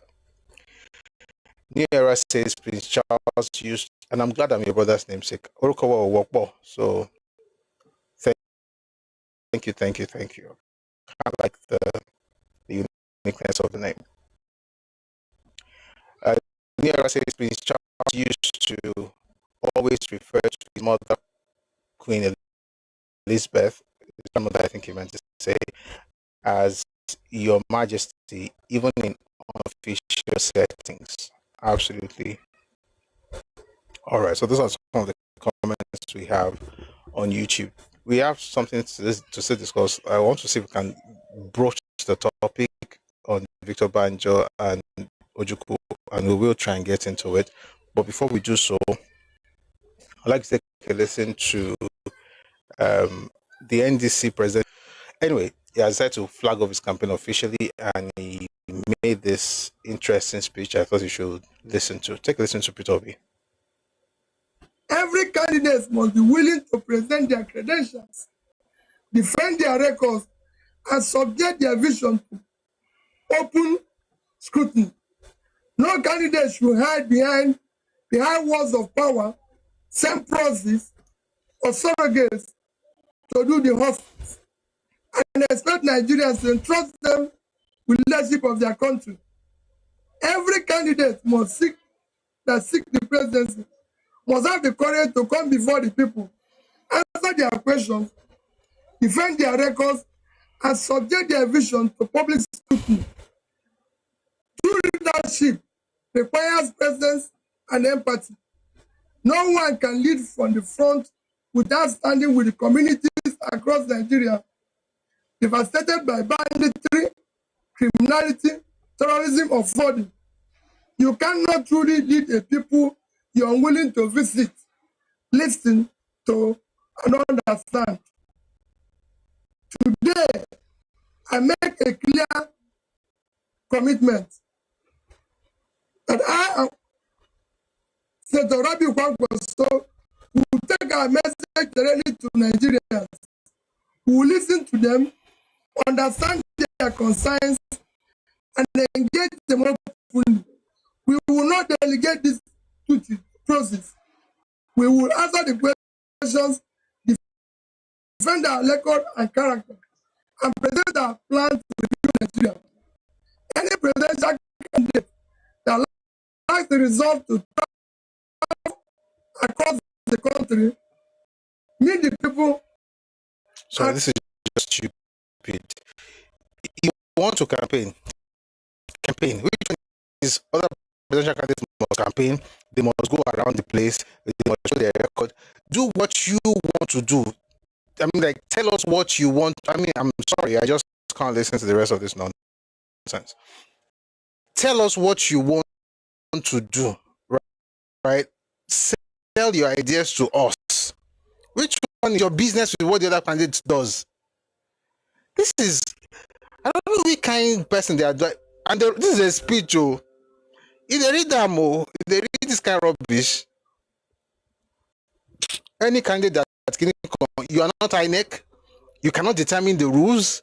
Just shall say any candidate that cannot do this, any candidate that cannot do that, will tell us what other candidates should do. You are a candidate as well. This is what they call campaign. When they lose and campaign, when they lose and they be crying big. This is the rest of the beg. Respond to their questions, lacks the capacity to govern it. I commit to commencing the journey of resetting Nigeria by uniting, securing it on the path of economic and inclusive growth, and moving the country from consumption to production. A new Nigeria is possible. God Almighty, bless Federal Republic of Nigeria. Thank you.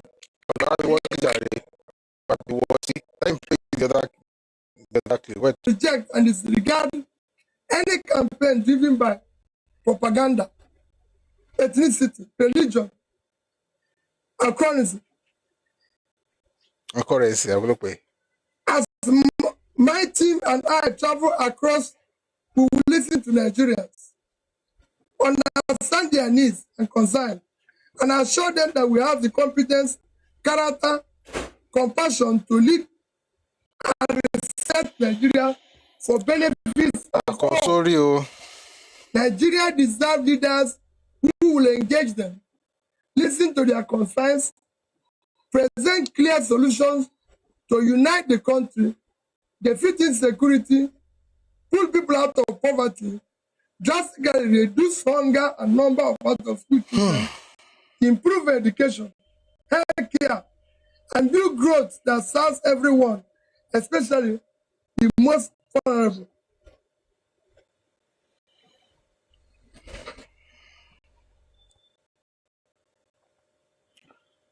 Peter B is an interesting character. I'll play some of the things that Peter B said, you should not do if you're running for presidency, and then tell me if this sounds like a person who is serious. Because you definitely cannot put this, you can't do this and then say what he just said. They're not going to run your campaign based on ethnicity, religion, or propaganda. That's literally what you've been doing. Take a listen to a few of these clips. Let's begin with this famous one. Please, the church, wake up. Take back your country. God bless you. Number.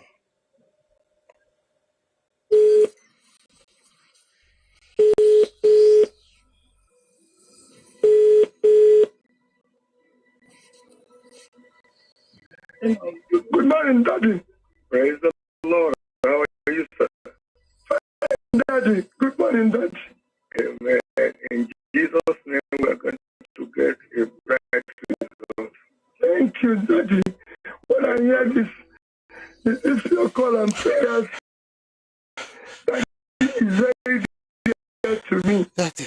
And like I keep saying, if this works, we look forward to God's intervention. Yes, Daddy. Thank you, Daddy.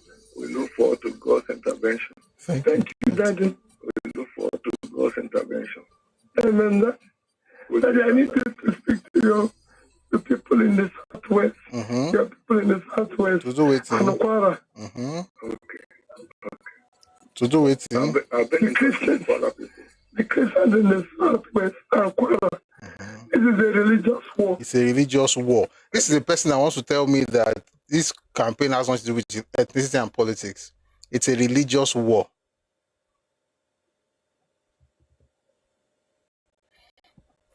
Let me tell you, one of the things I don't like about Peter B is the fact that he puts himself on a pedestal that is non-existent.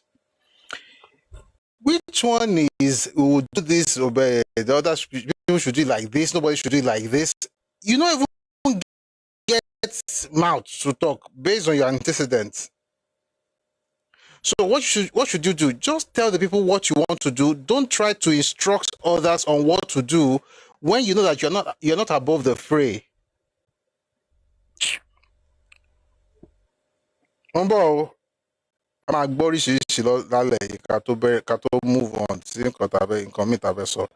I'll play you a few of his clips just to give you an idea how he does things without recourse to ethnicity and politics. He's such a fine Nigerian.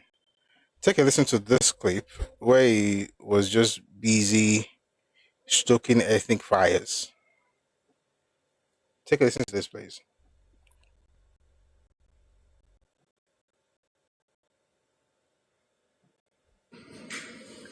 These are things that will change.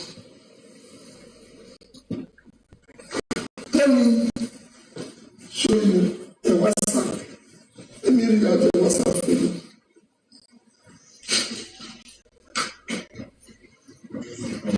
Let me just show you WhatsApp I sent to someone.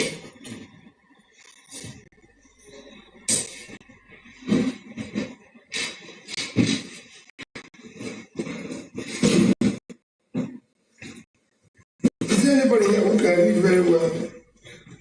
And everybody will then, yes. This is a WhatsApp sent by Tinubu's group. No, read it out. I want you to read that. Everybody. Forward ground left. No. Okay. Just read that one. Yoruba, shine your eyes on. If you vote for Peter, is automatically voting for seaport in south and southeast.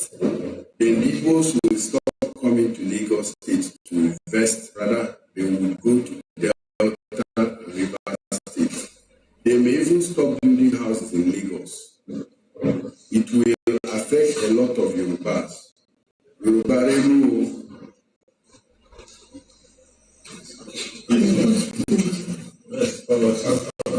This is your content.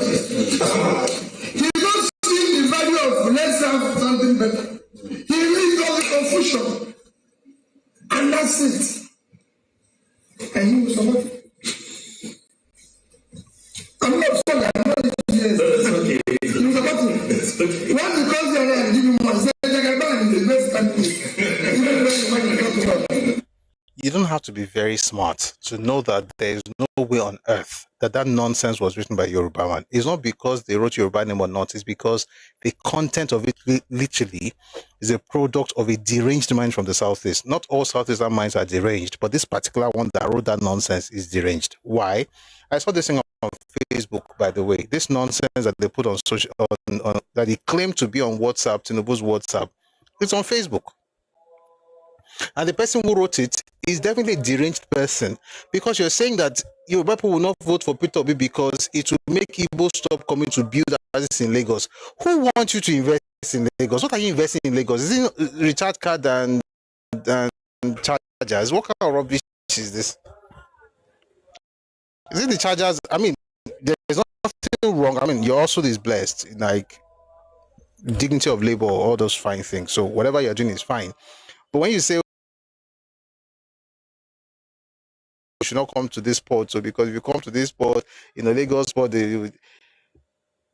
who wants you there? Listen, the thing is, as Nigerians, it would be nice to have everybody around. But if you're a nuisance, to be honest, personally, if you tell me that you want to move your things to Port Harcourt, I'll be like, Godspeed. And it's not because I hate you, it's just because I would have peace. Because you're just disturbing the peace. Oh, it's because they hate us. Oh, there's no port. Oh, there's port. We cannot use it. And we've talked about it before. We did a whole session on the port and why ports in the Southwest thrive more than other places. The primary reason, amongst other reasons, the primary reason is that the large majority of the consumption of what is being imported into Nigeria is in the Southwest. Between Lagos State and Ogun State, and maybe Oyo State, because of the manufacturing, everything, they don't consume more than half of what you're bringing into Nigeria. So when you say that you want to have a presidential campaign without propaganda, but you literally use propaganda in the rubbish you did the last time, saying that you saw something from Tinubu's WhatsApp. Did you see Tinubu's father's name there? That okay, is the one that gave you that nonsense. A presidential candidate nonsense from social media as fact and using that to play the game. They say, oh, that's what you will vote for because it's a Jagaban. This is the president. He doesn't want to use propaganda. This is propaganda. And they say Yoruba. What type of from are there Igbo investment in Lagos? Of course. But are there Urobo investment in Lagos? Of course. There's Urobo investment in Lagos. There is a TV investment in Lagos. There's outside investment. As a matter of fact, outside investment in Lagos. One man is more than everything that these people are shouting about. Do I want everybody to come to Lagos? Absolutely. Do I want you to invest in Lagos? Absolutely. But when you're a nuisance, it's better for you to stay away. Say Yoruba does not say if you vote for him, do not take investment away. Which investment are you taking away that nobody else will bring? Please, let's change the audio source.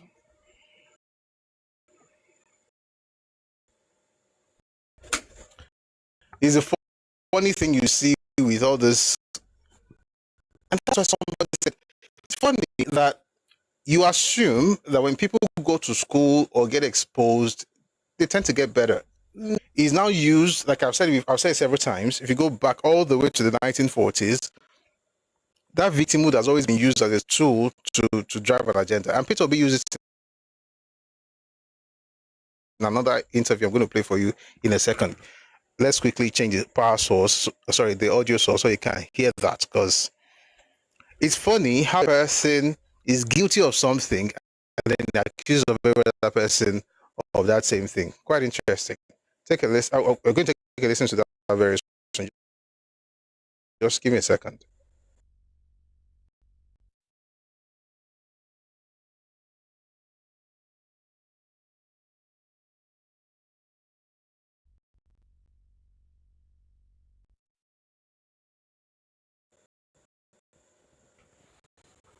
All right. Can anybody hear me? Hope you can hear me. Okay. So I want you to take a listen to some other things that Peter Obi said, because this is the person that wants to teach us. Again, if you're a politician, just go there and play the game, right? Leave the judgment to us, right? Let's decide who we want to vote for, right? And let the INEC, the umpire, let them, judge who wins or loses. Stop trying to act as though you have moral superiority and you have, you have a step ahead of others in determining how things should go, especially when we know your antecedents. 1 second. I'd like to take some interesting things he said. Most of it, of course, not very. It is what it is. Let's not say everything with our mouth. This is the one who said that it's not going to never become anything now. But no. You see, when you know yourself, fairness is fairness. We have regions. We even have in our constitution what they call federal character. Inside politics. You say if they eat this food, federal character inside politics. You see, we used to have conversations years ago, 8, 10, 12 years ago, talking about federal character and everything. All of us, including myself, I had the assumption. I really thought that when you talk about federal character, it favors the North. And to a large extent, it does favor the North. But if you really look at it, it's not only the North that it favors. So, because how on earth are you using federal character as the basis of your argument when you're discussing politics and political power? Federal character has nothing to do with elective offices. But it's Peter Obi, so we're not surprised. Take a listen from the beginning. Oh, my show. If your man don't say we never become anything now. But no. You see, when you know yourself, fairness is fairness. We have reached. We have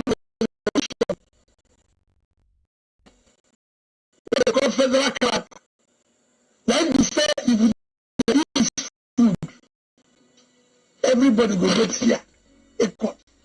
Like we say, if you reach Jesus, make it people. Even if say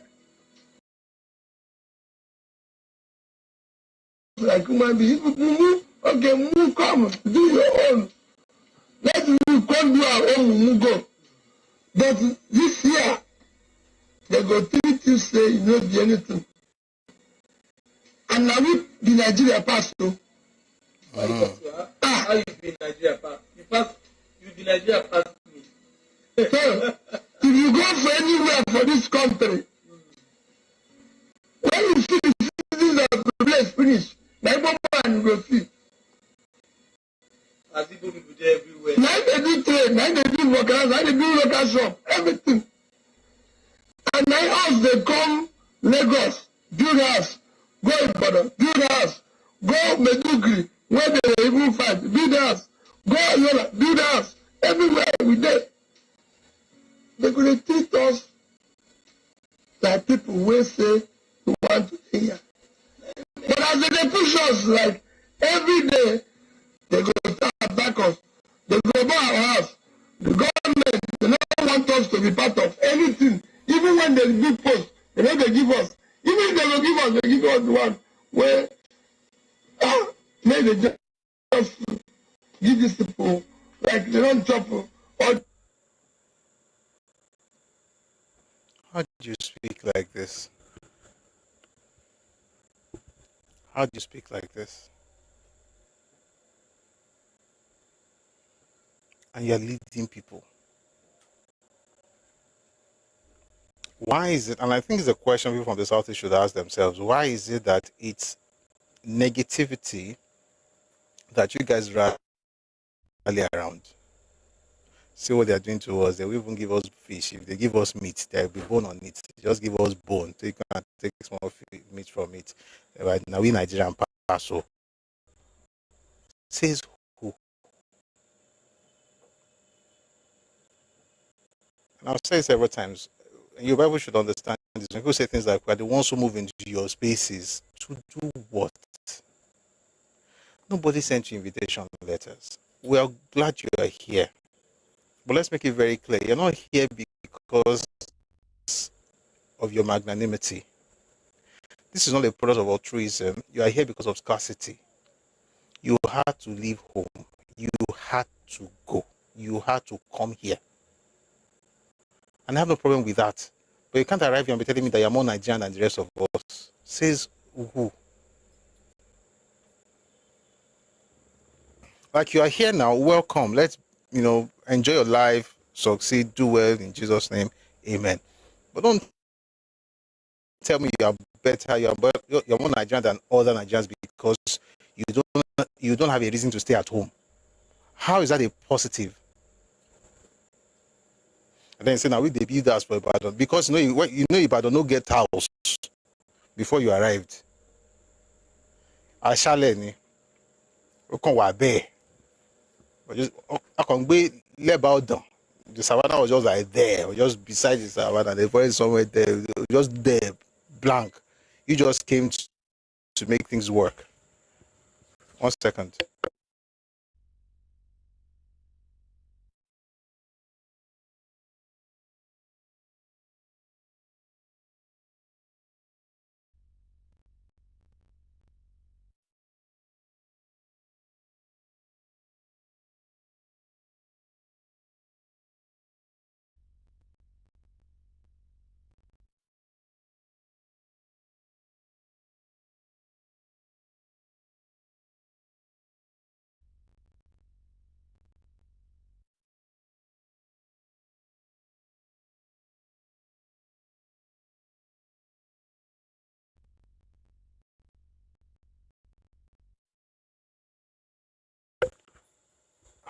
I think you're going to give me like a minute.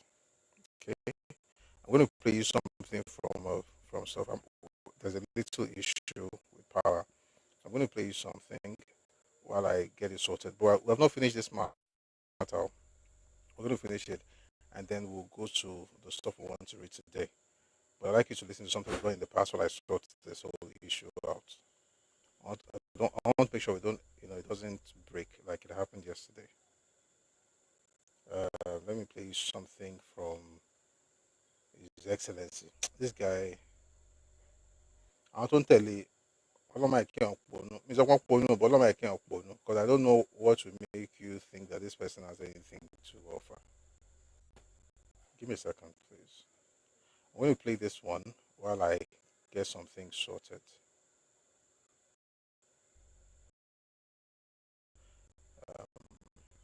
Let's play talking about P.W. That would be better stuff to do now. I'll be back in a bit.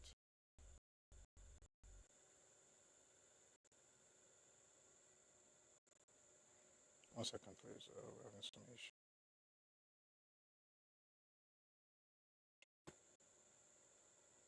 I think if you're supporting P2B, you should really think about it. Like, what exactly is it that is so fascinating about this person, and why should people vote for him? Because if you ask me, there's absolutely no reason. You know what? Let's leave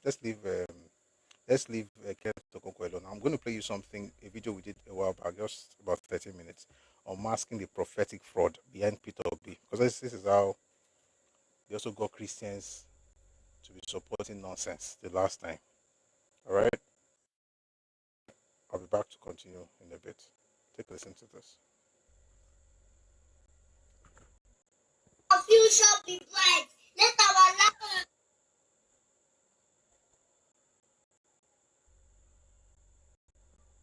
I want to play something from a fellow minister. And I hope Christians, particularly ministers, listen to this because take a listen to this. If Tinubu becomes president of Nigeria, there is no God in heaven. And that is why the confusion that happened during the election happened. That confusion exposed the church. All these false prophets that paraded themselves all over Nigeria. They started by saying Tinubu will not win. Then after they declared him winner, they now say he will not be sworn in. They now say on the day of swearing in, he will be arrested. And Banjo has prepared soldiers to take over government. Nonsense. Even their minds is corrupted. And that is why we keep saying, calm down, let's teach you Bible. You call us heretics. Let ignorance disgrace you before the world. Some churches fasted and prayed for Tinubu to die. The man is your commander-in-chief. Deal with that. That's how when Buhari entered office, a lot of Christians began to say he will die. They even said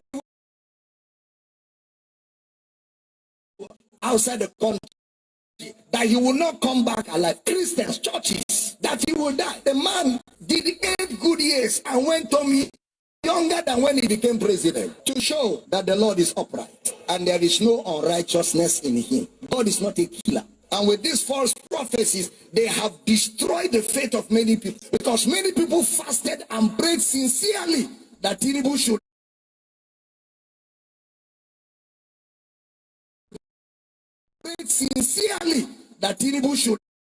They have shipwrecked their faith because of that understanding that there's a difference between the kingdom of God and the kingdom of this world.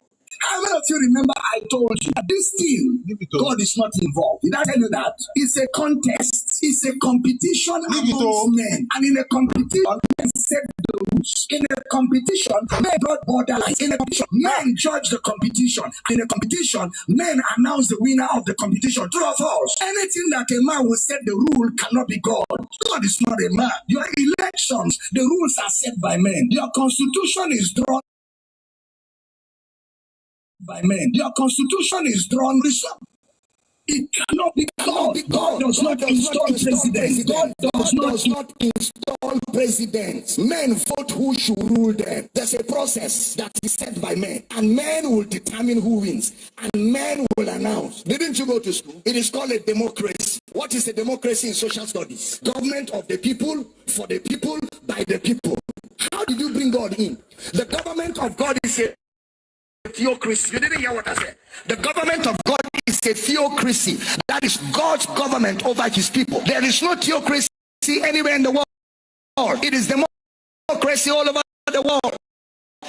That is why preachers pastors in America kept saying Donald Trump will win and kept saying it. In fact, one woman of God was on television praying, oh God, send African angels to come to America and make Donald Trump win. Look at caricature, disgracing themselves, men and women of God, embarrassing themselves before the world, before unbelievers, before other religions, making a caricature of themselves, allowing themselves to be overtaken by lust, ambition, and greed. All of us want Nigeria to be better, including myself. I want a better Nigeria. I want a great Nigeria. I want us to have the best of government. I want us to have development. I desire it so greatly, but it can never be the kingdom of God. It can never be. It is still the kingdom of men. It is still operated by men. And anything that men do can never be perfect. Anything that men are involved, anything that it is orchestrated by men, within the boundaries of men, it can never be perfect. Somebody even said that if Tinubu becomes president, we should amputate his leg. He said, amputate my leg. We're looking for him. Somebody even says he's a prophet. Look at that charlatan. That's a charlatan. That's what? A charlatan. Some churches, even pastors, stood on the pulpit and said, vote for this man. This man is a widow. Let's stand. It is a place, it is the pillar and the ground of the truth of the gospel. You don't use your pulpit except you don't know what the gospel is. And I don't blame them. Many of them don't know what the gospel is. They don't know what the gospel is. Listen, I have disagreements on certain things with Pastor Abel Damina, but on this one, we agree. We agree. We have to know how to get involved in political conversations as Christians, particularly ministers, because any small thing you're saying they're disrespecting you. Maybe you should be very careful how you get into that mix. Not go there and be talking as though we're in church. They have a different kidney. And all those pastors who gave those prophecies, I saw one is in prison now for another case. People just said all kinds of things back in the day. And I saw children. Let me tell you the most painful part of that last election was watching young kids, children, not even young, not just young people, little kids, children, praying, crying, because their parents told them to do so. Because their parents assumed that if those kids cried and prayed to God for Peter Obi, he would win. You saw the video all over the place now. Peter Obi, you win this election. It's only you that we know. Jesus come down from heaven. Angels come down from heaven. God come down from heaven and help us. We cannot do it without you. Enough is enough for this suffering. We don't want to suffer again. See now, I'm a small boy. I'm crying for you. I'm kneeling down for you. Jesus, please let Peter Obi win. Let our future be bright. Let our life. The devil will not sit at the throne. The devil will not sit at the throne. Peter Obi, you will sit at the throne. You will sit at the throne, Peter Obi. Peter Obi, you will sit at the throne. And this red is red. And this red is ready now. Is how you will rule us. Is how you will count this thing. Is how you will get this election. Is how you will win this election. Peter Obi, you will rule us. To the people with us. Because if Tinubu wins this election, I will not talk to God again. I'm saying it now. If Tinubu wins this election, I am not talking to God again. Because you better do something about this election, because I did not go to church today because I'm keeping my list with God. I'm seriously keeping my list with Him. If you don't do something, if you allow Tinubu win this election, I will not go to church again. I will keep my list. I will not talk to God. How would you put children through that kind of thing? Then years later, those kids will tell you that they don't believe in Jesus, they don't believe in God anymore. You'll be kind of over the place and say Satan has taken over. You were one of the people that Satan used, just destroying the faith of young children. What's the business of kids? Bringing them into a place where you made them pray, crying with tears in their eyes, on their faces. Then you now put camera sonu. The children were now praying. You now put those videos on social media. Like children are praying for Peter Obi. Has he become president now? I don't know what people are doing with all this faith thing. And God cannot be mocked. God cannot be mocked. You can't be shouting China went to China, any small in Bangladesh, and you expect that you are the one that, even if God was the one appointing ministers or presidents, does he appoint people like that? Look through the Bible. Was Daniel like that? Was Daniel telling the king of Persia that, oh, Egypt went to Egypt? Was that what Daniel was doing in the courts of the king? If not like that thing they do, he go serve many kings in Persia. Or Joseph, when Pharaoh spoke to Joseph just was like, if Israel went to Israel, if Syria went to Syria, he had a plan. He told him what to do. Then after a while, we'll take this from the people, we'll give them grain. After a while, we'll go from a percentage of the agricultural produce to livestock. From livestock, we'll go to real estate. From real estate, the king owns everything. The king apportions lands to them and gives them grain. Everything is strategically stated. You can read Genesis. Some things in the Bible is not just about religion. You find strategy. Clear-cut plans. Like even if you implement those plans in your own business today, you see effect. Don't be shouting, say, I went to Egypt. Meanwhile, let me just tell you, I support Tinubu. This platform, I'm not a pastor. I can be a partisan in this particular matter. Last election, I was not partisan because of obvious reasons. But this one, I am partisan. I'm supporting Tinubu. And one example why you should support him is this particular clip. Take a listen.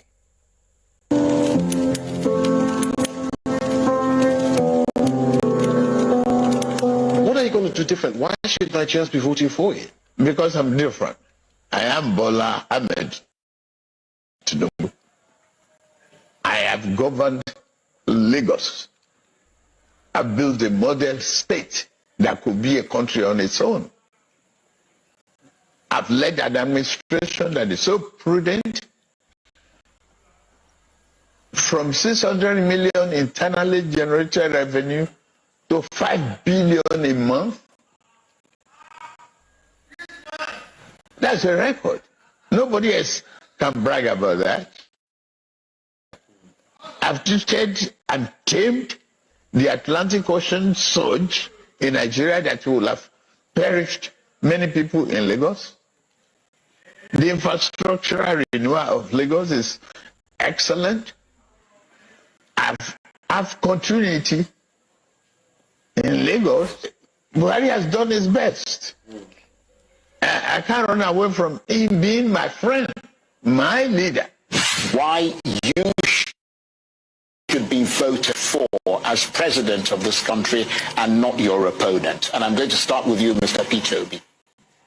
Mine is again talk about the issues we're talking about tonight, because that is the issue or foundation of our country.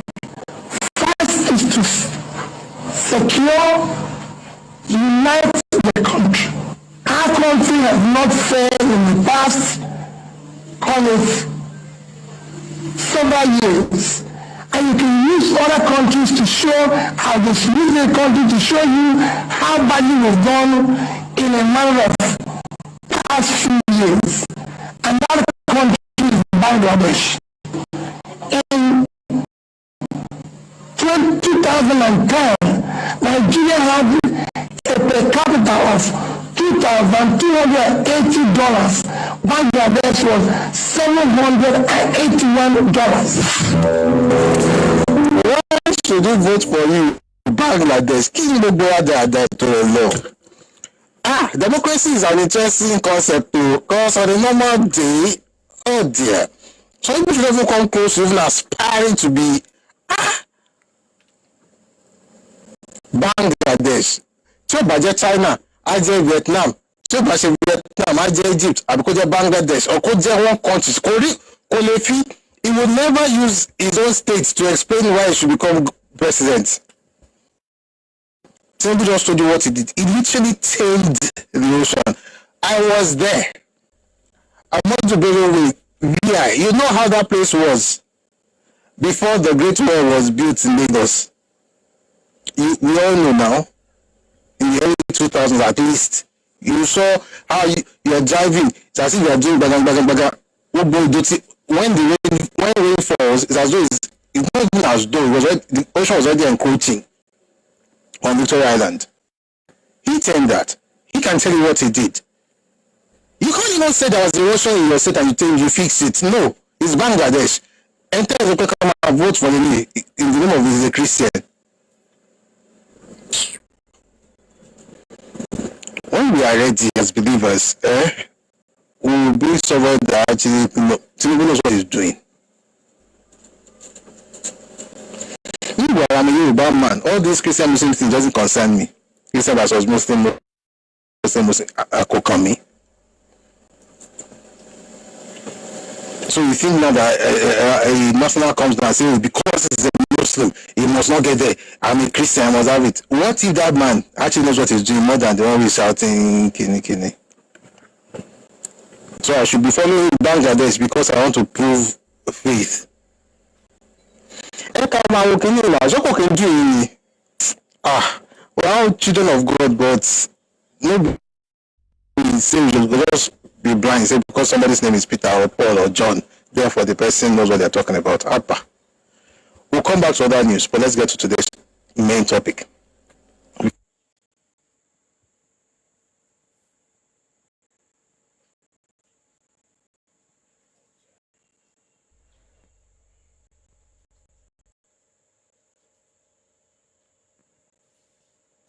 Our future be bright. Let our life don't sit at the throne. Don't sit at the throne. Because you sit at the throne. You sit at the throne, Because you sit at the throne. And this red is red. And this red is ready now. It's how you will rule us. It's how you will get this thing. It's how you will get this election. It's how you will win this election. Because you will rule us. So because you have to win this election. I will not talk to God again. I'm saying this now. If Tinubu wins this election, I am not talking to God again. Because you better do something about this election because I did not go to church today because I'm keeping my list with God. I'm seriously keeping my list with Him. If you don't do something, if you allow Tinubu win this election, I will not go to church again. I will keep my list. I will not talk to God. How would you think? Put children to that kind of thing. Then years later, those kids will tell you that they don't believe in Jesus, they don't believe in God anymore. You'll be kind over the place and say Satan has taken over. You were one of the people that Satan used, just destroying the faith of young children. What's the business of kids bringing them into a place where you made them pray, crying with tears in their eyes, on their faces? They now put camera sonu. Children were now praying. Now put those videos on social media. Like children are praying for Peter Obi. Has it become president now? I don't know what people are doing with all this faith thing. All right, thank you very much for staying tuned. Technical issues, but we're here now. It's going to get better with time, by the way. But you're listening to the video on Rich YouTube channel. It's titled Unmasking the Prophetic Fraud Behind Peter Obi and the 2023 Election. And you heard how that went down. Some of the things that people were doing at the time, just take back your country. So you had pastors going into ridiculous prophecies. I mean, I respect some of the pastors. And that's why I'm very careful not to. But it's either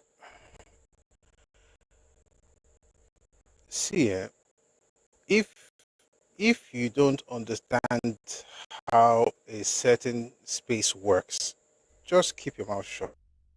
Like, having anointing doesn't help you in that space because, you see, the Holy Spirit is actually very intentional. You are not careful to actually ask Him about, and I'm talking to Christians, to ask that Holy Spirit what you should do. You're just putting 1 and 2 together. You put 1 and 1 together to form 2, then you now put His name on it. then people hear you. Some pastors should be flogged. If not that, we're in the 21st century. All those pastors with their stupid prophecies, nobody should be going to their churches again. Nonsensical nonsense. They were just telling you things that will happen. They thought about it. They were predicting. And here's the thing. You can predict. Say people predict Manchester, Liverpool. You can predict, like you're predicting a match. Just make it clear that you are the one predicting it. And there's nothing wrong. Brakata will say you're partisan. But once you begin to invoke the name of God and start saying that God said, God didn't say Jack. Just a bunch of clowns carrying microphone talking rubbish. Working with someone like this who is now telling you today that he's going to campaign without recourse to ethnicity or religion. When we all know that the primary tool that he has always used is ethnicity and, in fact, the primary tools. He said he will not use ethnicity, religion, or propaganda. The primary tools he has used have always been ethnicity, religion, and propaganda. That's why I say to us every time, every accusation is a confession. When they accuse you of something or they're making it look as if it's something that they will never do, it's because that's what they do. Earlier today, I was reading a book by Philip F. Young. And no, it wasn't this one. Yeah, I was reading two books. I was reading the book by Philip F. Young, and then I was reading The Struggle for Secession by N.U. One day I'll probably read it here. There's a chapter that N.U. dedicated to Ojukwu. Of course, the entire book was about the secession, so Ojukwu featured heavily or prominently throughout the book. But he actually dedicated a chapter just to understand the person of Ojukwu. Every single thing Ojukwu spoke against, every single thing was what he did. When he became military administrator of the Eastern provinces, what he said would never happen, people should not do, everybody should every single thing without fail. He did everything. So when they come around and tell you, don't do this, don't do that, we'll not do this, we'll not do that, they are telling you what they will do if they get there. I wish I could do that now. Let me look at the time. It's 7:39.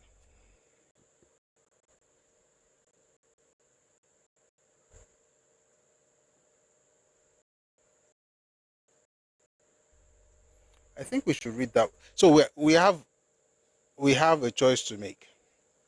We can read what I just told you right now, and it's mind-blowing. Or we can do the Victor Banjo, Scuttle, Ojukwu's plans, and that's also mind-blowing. But it's going to take us more time to get into Victor Banjo because I have like a library on that topic. If Victor Banjo scuttled Ojukwu's plans. By the way, it isn't. You know what? Let's read some things. Let's finish this thing so you understand the fact that when anybody comes around and tells you that they're campaigning, they will never do certain things. They're literally telling you what they will do. This is going to be a long read, but we're going to be here together. Okay? And it's only one book. I'll refer to other books, but if I go to Victor Banjo, I will not use one book. I will have to read at least 1, 2, 3, 4, 5, 6, 7, 8, 9, 10, 11. It's about a dozen books that I have to bring out for that Victor Banjo thing. Right? Actually, more than 12. It's more than a dozen. So about a dozen. So let's finish this one. Let's just read this one. I'll refer to others. If I have to read them, I will. But I think we can do without necessarily reading them. So let's read The Struggle for Secession. Again, you see how history has a way of showing up in our day-to-day activities and how people essentially repeat the past. And it helps you to know how to move. Where's this thing? Good. This book is called The Struggle for Secession, written by N.U. Akpan. Who is N.U. Akpan? Thank you for asking. N.U. Akpan was the chief secretary of this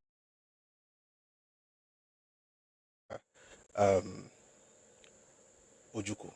So this is going to be long, but stay with me. You're going to enjoy it. So let's start from... So Ejo come back after the coup in Lagos. I want to go back. I want to just go to the point where Ojukwu arrived. Good. Colonel Ojukwu arrived. Let me go back just a few lines before we read what happened then. Okay. There was real fear of civil war, which continued unabated until 1 or 2 days later, when it was announced that Major John Zogwa and the Supreme Council of the Revolution had agreed to dissolve and submit to the authority of the military government in Lagos. About this time, too, we heard of the formal appointments of military governors for the 4 regions of the Federation. Lieutenant Colonel Chukwuemeka Odumegwu Ojukwu was appointed military governor for Eastern Nigeria, while Lieutenant Colonel David Ejo was appointed for the Midwest. By the way, Ejo had already been sent to the Eastern region by Ironsi on Saturday, right? Saturday, it was sent to the Eastern region. So he arrived, and then it was on the 19th. So Monday was 17th. Ojukwu arrived on Wednesday. So from Saturday, the Ejo got to Enugu. He was the one in charge of the Eastern region until the 19th, which was a Wednesday. So Ojukwu arrived on the 19th.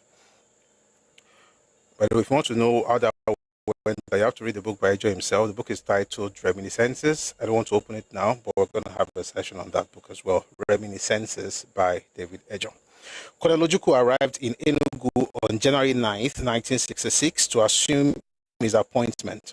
Many of us turned up at the airport and watched the ceremonies. A day later, all permanent secretaries were instructed to proceed with the senior officials of their respective ministries to the old government house to meet the governor. Everyone assembled in time. Colonel Ojukwu walked in, serious and unsmiling, and took his seat. His ADC stood behind him. The atmosphere was clearly different from our previous experience with Lieutenant Colonel Ejo 5 days before. Chief Udoji, as head of the civil service, introduced us in turn. Each of us stood up and bowed. Colonel Ojukwu merely looked on without a word or smile. The introductions ended, and Governor began to address us. He spoke to us about the aims of the military regime, the usual things about the eradication of corruption, inefficiency, and so on. He then said that he was a hard worker and liked work. All of us must be prepared to do the same or else. One thing he said struck me particularly on that first occasion. He warned against gossips and jealousy. If it became necessary that jobs and positions should go to persons from one family, pay attention to this. He warned against gossips and jealousy. If it became necessary that jobs and positions should go to persons from one family or area, rather than complain and gossip, others should try to find out how it came about that so many people should be qualified from the family or area for such positions, and then work hard to produce such people from their areas of family. He alluded somehow to President Kennedy and his brother Robert, who was Attorney General in the Kennedy administration. So he's saying basically that I don't want anybody to gossip. There must be no jealousy. I don't know how you are going to deal with jealousy as in a political space. Anyway, I don't want to say anything like that. If you hear, and you have to understand what he's saying, by the way, and I think you do. If you hear that people from a particular area or a particular family are the ones, highly represented in government, don't gossip about it. Just ask, what did they do? It's ground for nepotism. It's a justification for nepotism, but don't worry, we're going to get into this and it will be spelled out eventually. Let's go on. There was also a small incident which left lingering impressions in my mind from that first meeting. One of the professional officers said something or asked a question which the military governor did not particularly like. The governor's reaction was one of stern rebuke and abuse to that poor official. All of us recoiled and nobody dared ask any more questions or make comments. The unfortunate question or comment was in connection with the civil service, which the military governor had hinted would be pulled, with the possibility of some of us being sent to Lagos or elsewhere, something to which the ill-fated Decree number 34 later gave legal effect. Why the seriousness and lack of humor, I asked myself, as I observed and listened to the military governor. Such public embarrassment, merely because he had said something the military governor did not like. Was that his true character, or was it a mere facade intended to put everyone in his place? Or was it a means of hiding a complex or weakness? I recalled an incident of my primary school days, when a new head headmaster on the very first day he entered our school severely flogged the child for a very trivial offense and struck terror in our hearts, but who later turned out to be the kindest headmaster we had ever had, and who hardly used a cane or allowed any other teacher to use one on any pupil. I hoped that this first impression of our new military governor would prove similarly misleading. On the evening of January 25th, 1966, the military governor made his first broadcast to the nation over the television and radio networks of Eastern Nigeria. After condemning in the strongest possible language and gestures the persons and misdeeds of the now discredited former politicians, Colonel Ojukwu made the following announcement. In the eastern provinces, all executive powers are now vested in the military governor. In the day-to-day business of government, I have appointed an executive committee which will assist me. The executive committee will be composed of 1, the military governor, 2, the commanding officer of the army in the eastern provinces, 3, the commissioner of police, 4, the chief law officer, 5, the chief secretary, 6, the permanent secretary, Ministry of Finance. All other permanent secretaries will be co-opted when necessary to participate in the discussion. I'm going to jump to the part where we're really going. To talk about all the powers, it is our intention to stamp out inefficiency, corruption, and dishonesty in all facets of public life, to create the consciousness of national unity, and to lead the citizens of Nigeria as one disciplined people in purposeful march to maximum realization of the country's potential. The citizens of Nigeria must therefore realize that we are determined to turn our back forever on the unproductive drift of yesteryears. To this end, the following will come into immediate effect. All the powers, please pay attention, you're going to see why I'm reading all this long thing very soon. All the powers and functions formerly vested in or exercised by the former military, I'll tell that slowly. All the powers and functions formerly vested in or exercised by the former governor, premier, and ministers have been vested in and will be exercised by the military governor. The Regional Public Service Commission shall no longer be responsible for the appointment and promotions of senior staff in the public service of the eastern provinces. In future, the Public Service Commission will act as in an advisory capacity to the military governor in relation to the appointment, promotion, and discipline of senior members of the public service of the eastern provinces. All provincial assemblies in eastern Nigeria are abolished. The former regional governor, premier, ministers, there's a part I'm looking for. This thing is long. That was a speech. Then it went towards the end. The activities of the regional and provincial scholarship boards are suspended. Law establishing University of Nsukka will be reviewed. Appointment of chairman and members of statutory corporations, so on and so forth. Let's just go on with NU Akwa now. I watched the governor. Okay, I see what I was looking for. I found it. All debtors to government or government-sponsored financial institutions are warned in their own interest to liquidate such debts without delay in order to avoid the use of drastic measures in their recovery. The public is hereby warned. This is where I'm going. The public is hereby warned against bribery, nepotism, and other forms of corruption in public life. The warning is directed principally to the holders of public offices in the police force, civil service, judiciary, including customary court judges, local government bodies, statutory corporations, and trade unions. Let's just leave the rest of the speech and now go to the comment by NU Akpan. I watched the governor from beginning to the end on the television. Again, what struck me was his aggressive, grave, and pompous display, which did not particularly become him. He appeared to have rehearsed that speech a number of times before delivering it, and his aim was to make an impression. But what impression? I could not say. Beneath his articulate forcefulness and gesticulations, I could discern some signs of weakness which the embellishments of speech and action were trying to hide. I had not known him intimately, although I had some acquaintance with his family and people when I served as an administrative officer in Onitsha Division, with special responsibility for the southern district of that administrative division, which included Newi. Now let's go to the part where he now talks about what the governor did.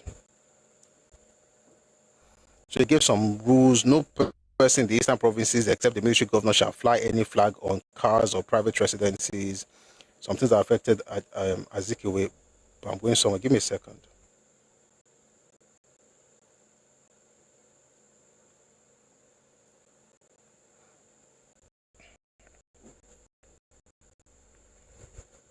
Good.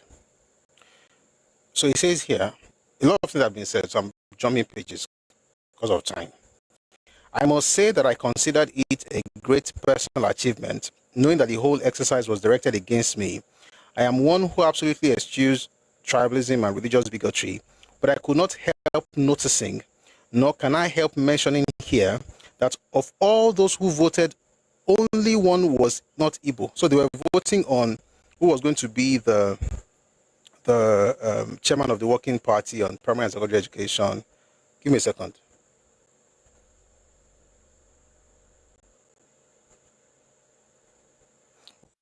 Who was going to be the leader and so on and so forth. So they're going to vote. So it says here, one thing I could not help noticing, nor can I help mentioning here, is that of all those who voted, only one was not Igbo and only two not members of the Roman Catholic Church. I had just emerged as Permanent Secretary, Ministry of Education, from a very serious dispute with the Roman Catholic authorities over the question of establishing school boards in the region, in accordance with the recommendations of the Adefarasin Committee on Conditions of Service for Teachers. That one is there, but that's not what I'm looking for more.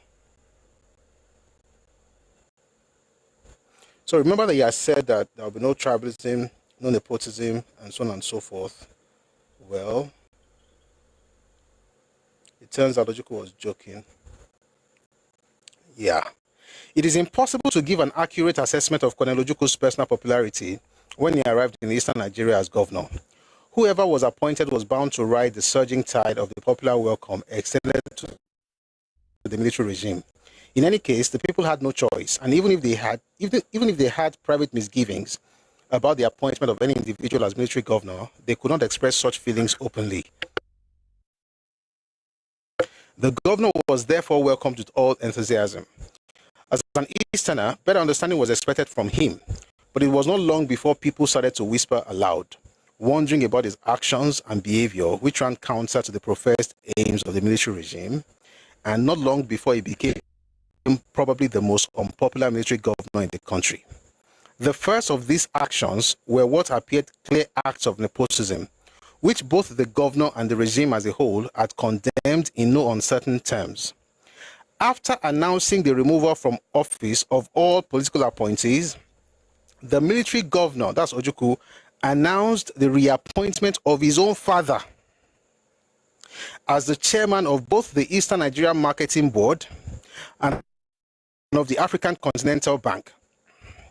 That these appointments had been political, clear personal merits possessed by the older notwithstanding, was not in doubt. And even if this were not so, common sense should have warned him that the reappointment of the military governor's father would be misunderstood. The point is that he had said there would be no nepotism, no tribalism, no kinikon, no kinikon. As soon as he got that ekuja, as soon as he picked up the gauntlet, right, one of the first things he did was to appoint his father to reappoint his father as the chairman of the Eastern Nigeria Marketing Board and also African Continental Bank, the bank that was owned by Azikiwe. Then he says here, even if it were not so, common sense should have warned him that the reappointment of the military governor's father would be misunderstood. But the military governor did not stop there. Among the new permanent secretaries appointed was a relation of his to be brought down from Lagos. A very young lawyer, a charming and intelligent young man, was brought in from private practice to hold appointment in his office as legal secretary or advisor, an act which greatly offended the senior civil service lawyers in the Ministry of Justice. And while foreign ministers were hounded out of their official residences, the Attorney General and Minister of Justice in the discredited civilian government, his relation was allowed to stay on for some time in his official residence.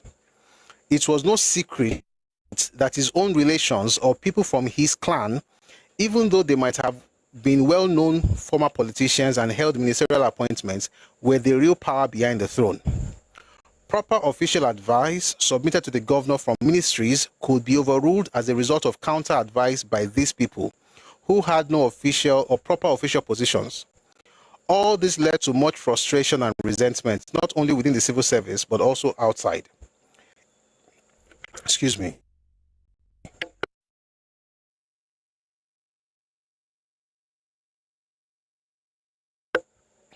It was one clear aspect of the military governor's weakness and a contributory factor in his subsequent tragedy that he allowed himself to be influenced so absolutely by relatives and others who had no real official responsibilities or any real knowledge or experience, let alone objectivity. And yet, in his maiden speech to the nation, the military governor had spoken of the public service being increasingly demoralized because nepotism had become rife. The reason for my truant is to say that if you are giving a speech against nepotism, against tribalism, and then as soon as you become governor, you fill all the posts with your fathers and relatives and they're the ones who are advising you, but you had given a speech earlier as well where you told the people that there must be no gossips or jealousies. If you see a group of people occupying so many offices in my administration, don't gossip about it. Just ask how did they get there so that you can do the same thing. How can you do the same thing when you're not from his place? The point I'm trying to make is when people come around and tell you things that they're going to do, or they speak against what others are doing or what others are supposedly doing, they're literally telling you what they will do when they get there because it's a pattern. In that very speech, the military governor, who also, I'll take that again, excuse me. I think I need to take a mentor, Mombo.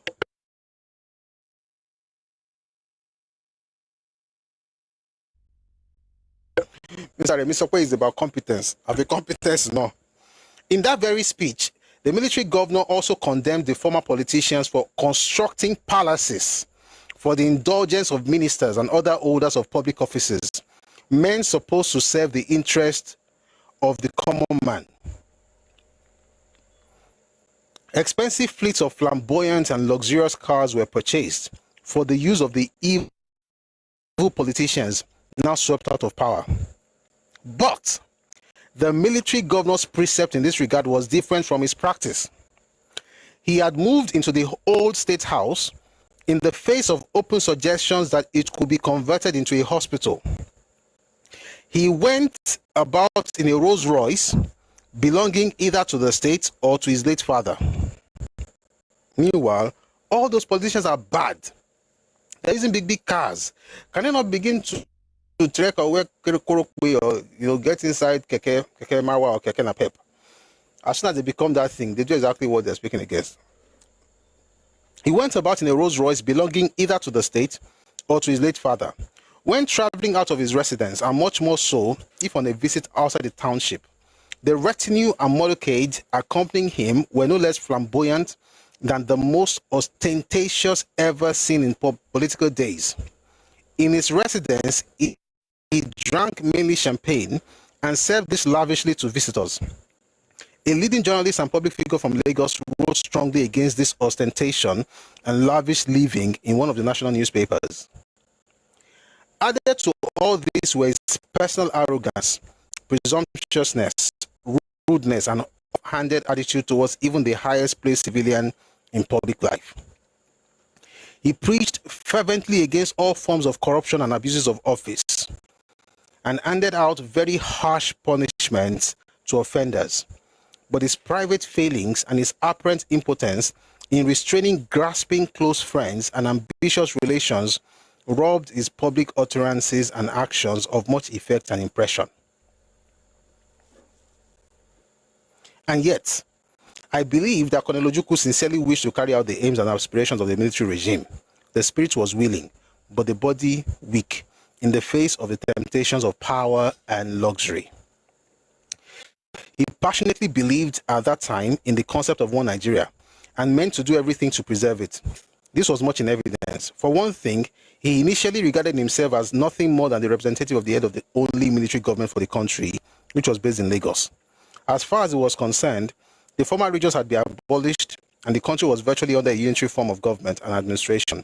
That is why he always spoke of the ill-fated Decree number 34 as, quote-unquote, formalizing as an interim measure the unified nature of army command for the convenience of the military government in Lagos.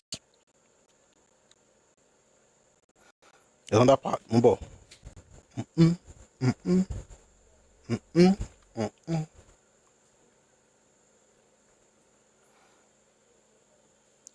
This guy actually took this man to the dogs, or to the cleaners, but was very careful to also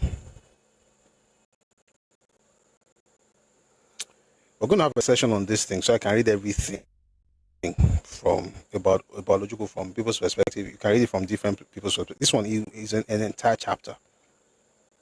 But let's have fun. It's Friday, isn't it? Thank God it's Friday. Let's listen to it. Let's read a few more things. For the most part of for the most part of his service as a military governor, Colonel Ojukwu was, without knowing it, a prisoner of intimidation and fear. Intimidation by his close relations, including childhood guardians, and fear arising from those intimidations and his natural desire to live.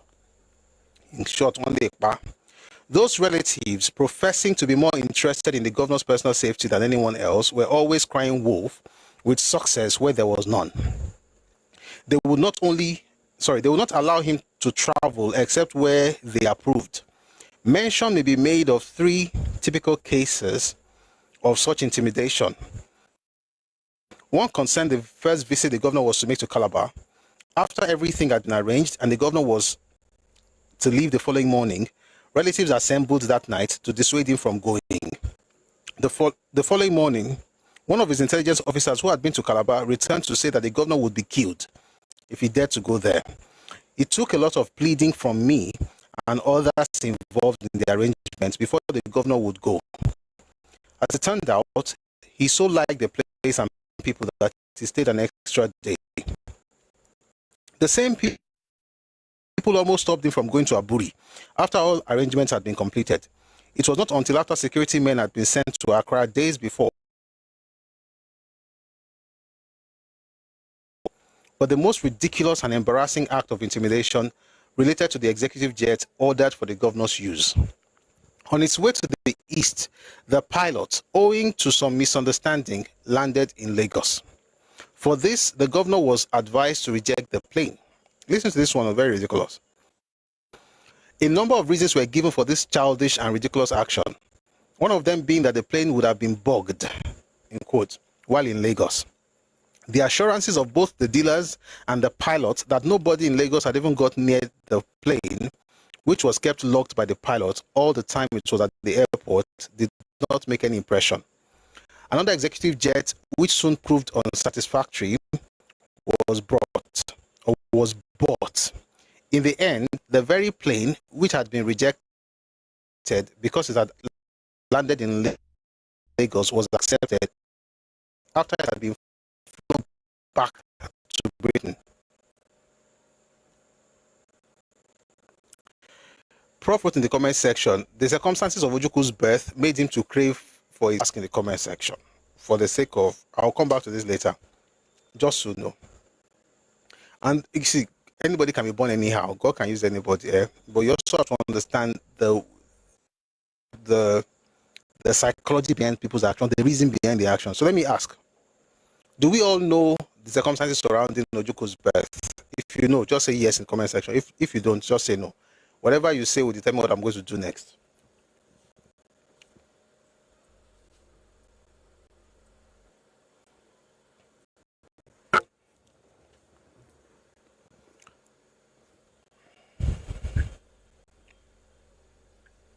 Okay. See, no matter how people are born, there's nobody, everybody, we are all children of God. But do we know this? Okay, I'm seeing a lot of no's.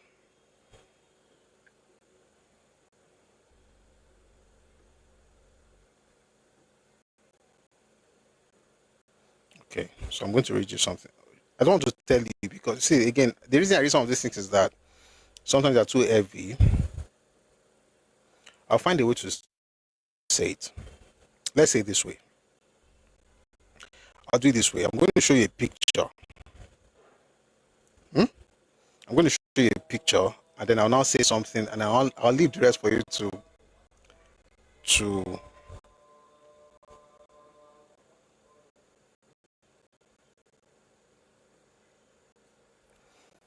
well.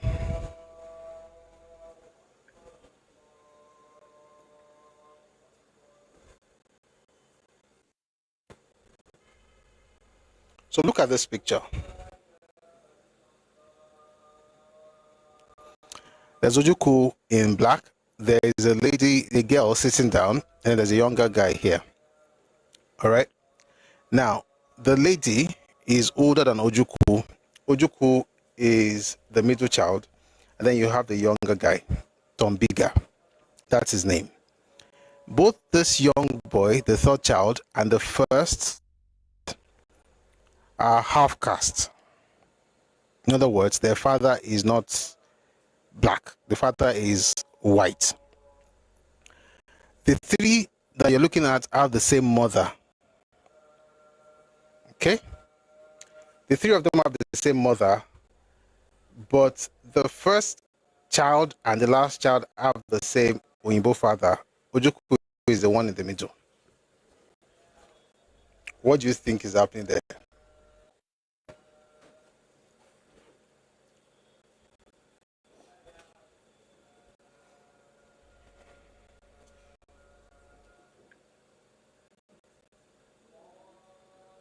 So when he wrote in the comment section that the circumstances surrounding his birth may have been the reason he kept trying to, let me read it the way he wrote it. He was not adopted though. Adopted by who? Ṣé boy na mama fi sọ̀rọ̀ ni? Ani ya kan ló bí ọmọ mẹ́tẹ̀ẹ̀ta ni adopted. Adopted how?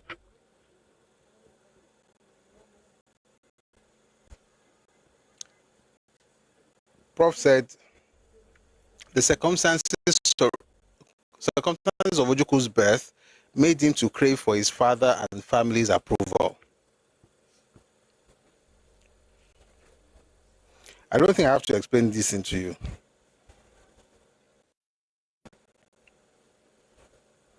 The three have the same mom. The mother had a husband who was white. He gave birth to the first child to the white man, and then the last child to the white man. But someone in the middle was given birth to, but the father of that one was Louis Ojukwu, Louis Ojukwu. If you need any way to explain that one to you, that means that even you need help. I beg. Let's just leave that matter. So the point is, it was as though he needed to prove to them, he needed their approval, it was always pandering to them. If you read the book by Nebuchadnezzar Douglas, which I talk about a lot, in that book, he mentioned something called Newi clique. Ojukwu was constantly surrounded by people from his own, not just from his town or from that, not just from the state, but from his town. Just like Ironsi was surrounded by Igbo people, Ojukwu was surrounded by Igbo people, but not just Igbo people, also from Nnewi in particular. And then his relatives and family members. And it's possible that the circumstances surrounding his birth was the reason for that. Now let me ask the question. Do we all understand this? I want to just joke around. Do we all understand the circumstances surrounding his birth now?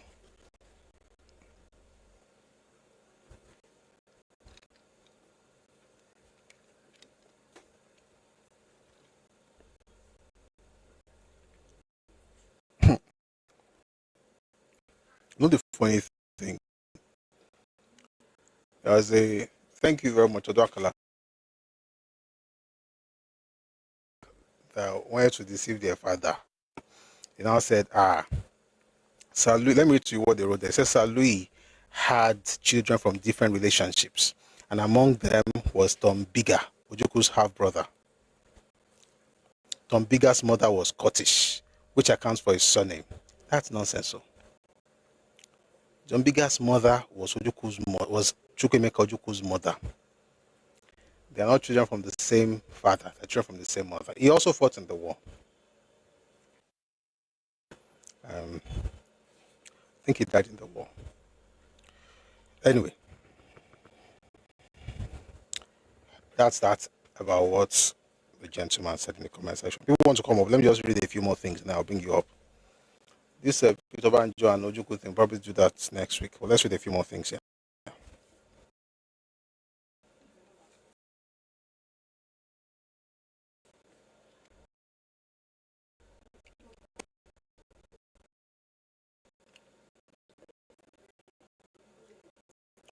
So we talk about the plane that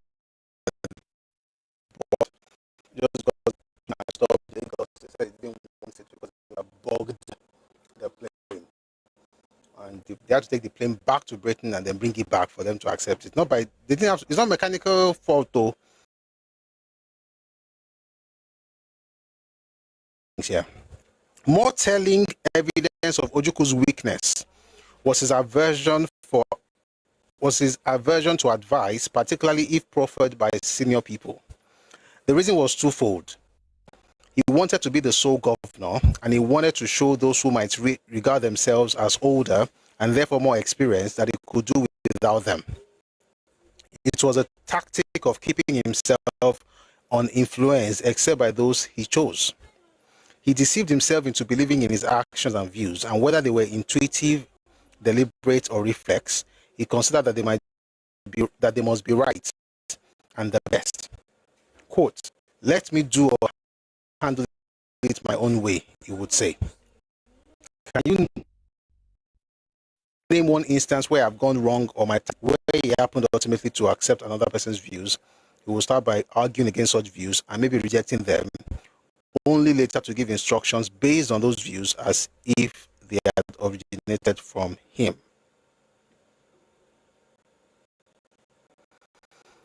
He talked about what happened in the Midwest with the Italian oil guys, but there's one more thing I want to say. Okay, I should read to time. The governor was a prisoner of self-deception. I remember. It's on that page. I'll read it. Let's just read this one first. The governor was a prisoner of self-deception. According to A.W. Tozer, of all forms of deception, self-deception is the most deadly, and of all deceived persons, the self-deceived are the least likely to discover the fraud. So it was with the promising military governor. Halfway in office, he came to regard himself as a messiah of the people. It's something you notice across all of them. He came to regard himself as a messiah of the people. He overrated his popularity, intelligence, and personal qualities, and as a result, lacked humility. He took special delight in the hero songs composed for him. Many flattered him for favors and patronage, while others simply feared him. Those who had his ear never told him the truth, either about himself or about what was going on.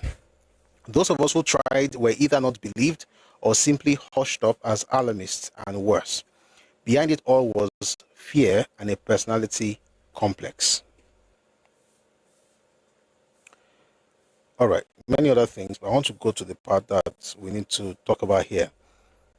The reason I even went this, I'm going to come back to this book when we are having the conversation about Victor Banjo and why Ojukwu left, because Philip Effiong in his book, Nigeria and Biafra, My Story, had said something that's a bit different from what Alexander Madiebo said in the Nigerian Revolution and the Biafran War. But then when you look at this book and why we struck, you find the answers. This, by the way, is called A Struggle for Secession by N.U. Akpan. There's one more thing I want to read before we go. A born actor, Colonel Ojukwu, like a chameleon, could turn his mood, posture, and action to suit any environment. Among leftists and radicals, he could act their part so perfectly and convincingly as to make them accept him almost unreservedly. Among rightists and conservatives, he could do the same. One second, please.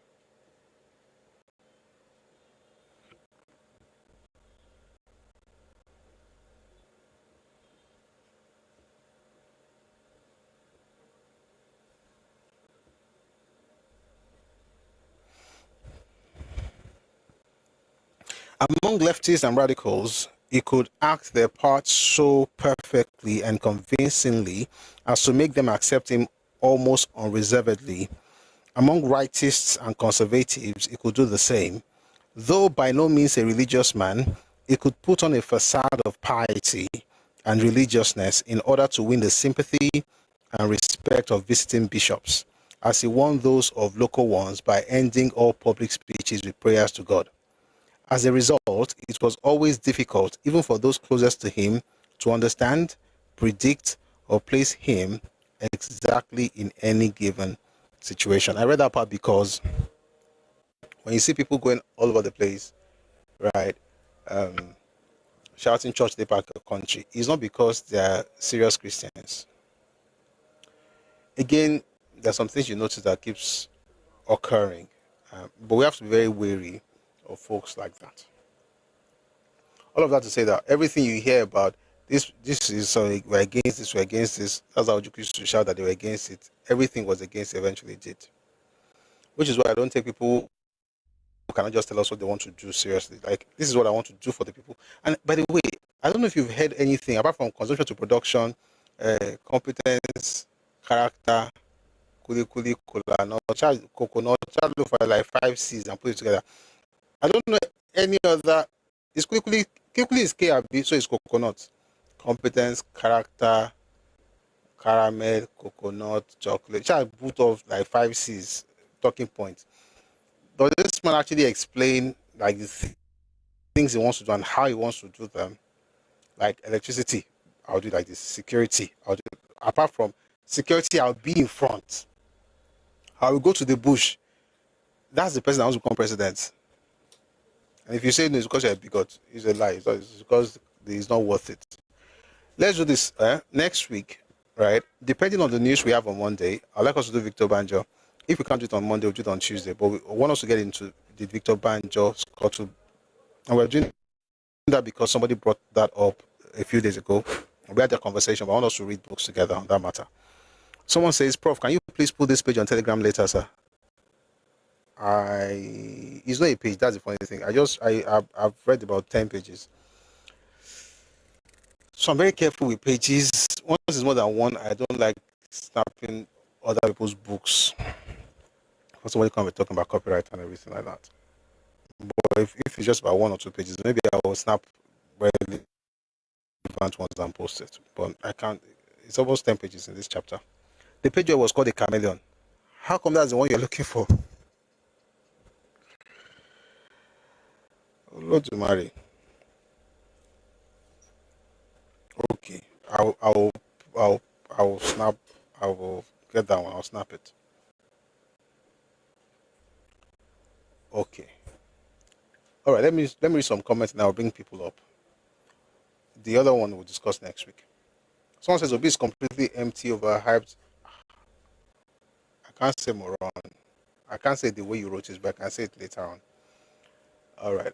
Of course, you must keep talking about 1966 and 2026.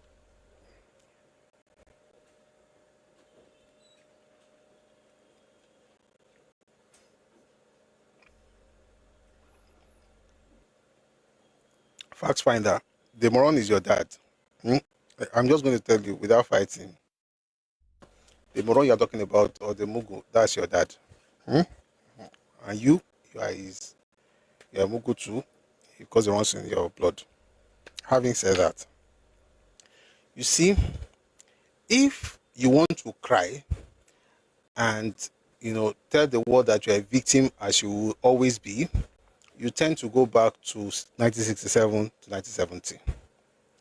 Once we talk about what happened in 66 that was wrong that your fathers did, you begin to cry and call your parents mugus and morons.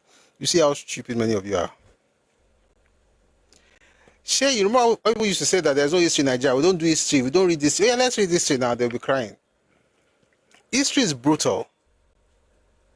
And it's brutally honest. Listen, when you go to the past, just get ready. Just get ready. Like you can find out anything. And now I found out things, even about my own people, our own fathers as Yoruba people, you find things. It's history. Why do we do that? To learn. These ones do it to cry.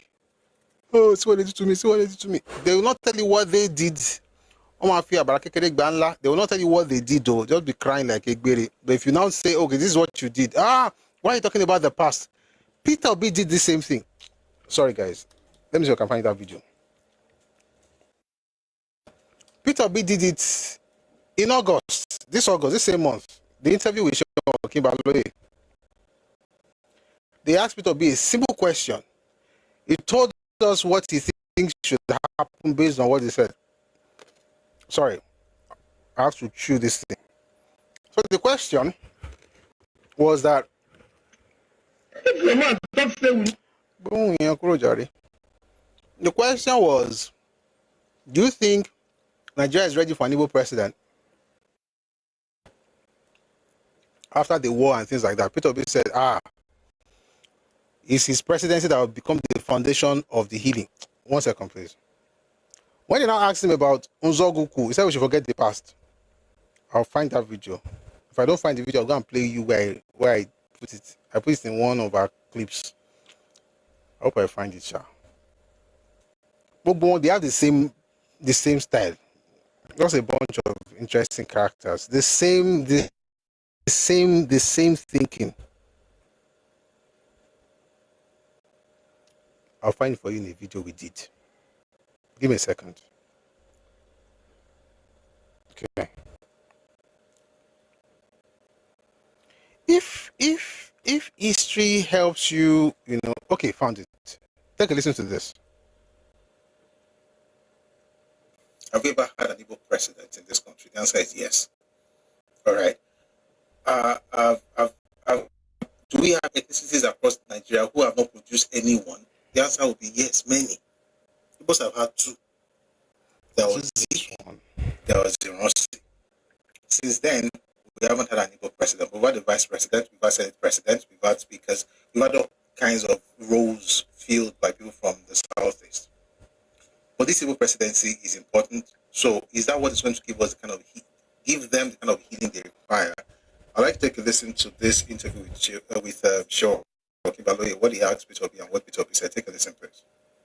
Being fully integrated in terms of the politics of this country. Whether or not an Igbo man can become president of Nigeria, do you think that we have moved away from the Civil War syndrome and we have totally healed such that an Igbo man like Peter Obi from Anambra State, an Onitsha man, will one day become Nigeria's president? That is the beginning of that is the foundation of the healing. And that is where. So Peter Obi says that's the foundation of the healing. I beg to disagree. You can't be looking for foundation in 2026. Oh.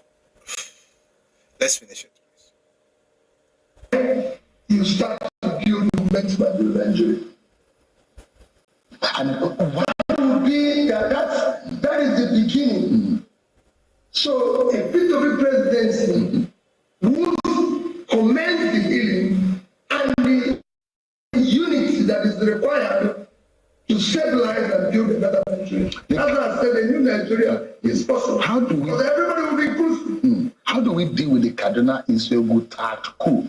Because that seems to have been a major wound that a lot of Nigerians still don't think that they can trust an Igbo man. You must, at any particular point in time, know that you cannot be trapped in the process of yesterday. Those who are trapped in this is nonsense. Nonsense. You want to talk about what happened in between 67 and 1970? You're talking about the fact that in 2026 you begin to lay the foundation for the healing. Then they mention what happened with the coup, and you say you should not go back to yesterday. So why are we going back to yesterday to go and look for healing? I don't know if you get what I'm saying. It's difficult for me to listen to everything this man is saying because he just talks something like, what do people think they are talking to? When you want to use your past as a crutch or as leverage to get something, we can go back to the past. When you have a mirror in front of you showing you responsibility for what happened in the past, let us continue from where we are. Let's forget about the past. What kind of double standard is this? All right. So the question that yes. All right. That double standard, I think, is the basis of some people's identity. Okay. When it's time to, when it's time to use people's heads, they'll tell you, let's let us heal from the past by giving me presidency or by giving me this and giving me that. We now say, see what you did in the past, so let's forget about that and move forward. We cannot live in the past and move forward. Just nonsense. So what's your name? The clown in the comment section on YouTube. That's your brother. You are the same. God give you peace. All right, let's have someone here, then I'll find a way to snap this book and send it. 1 second. I want to see someone is trying to come up.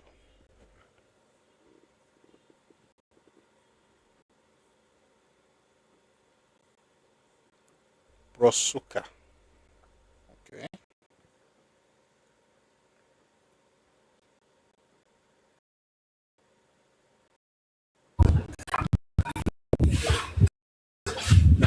Hello? 1 second, I can't hear you.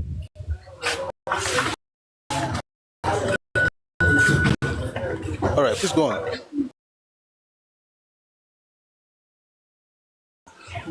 I think it was an error.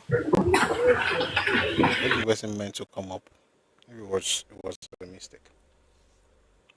All right. So I'm tempted to start that other stuff, but I'm not going to do it because of time.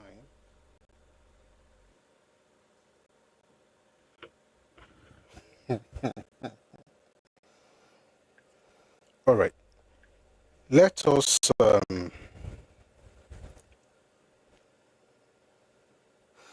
let me do something very quickly for the person who is asking for something. I can use this thing to snap.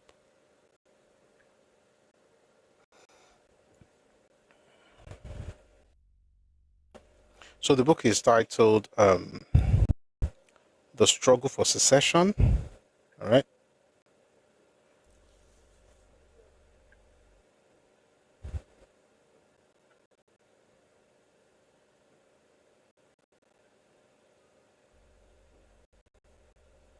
One second, please.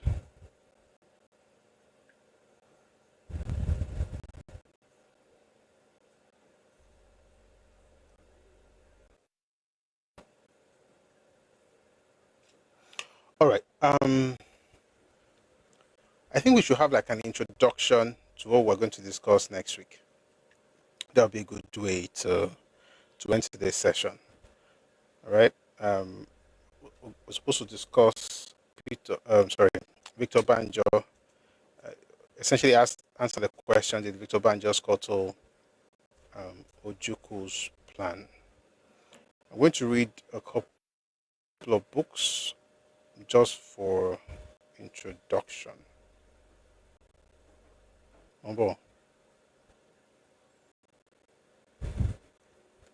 So let us begin with Madiebo's book, The Nigerian Revolution and the Biafran War. And then I'll probably just read something to you from Philip F. Young. By the way, I'm sure we all know Philip F. Young. He was second in command to Ojukwu. And he was the one who surrendered on January 15, 1970. So this is the Nigerian Revolution. And you begin to notice something as I read this. Madiebo, by the way, Alexander Madiebo, was the second commander of the Biafran army after Ojukwu resigned. It's going to lie in this book, but the truth is in this book and in the other book. And in the other book. So, but you see how they're going to talk about Victor Banjo. That's why I want to do this. I want to do this introduction. We're going to do it again, hopefully. I mean, obviously, we want to discuss the entire thing. But if you're a Yoruba person and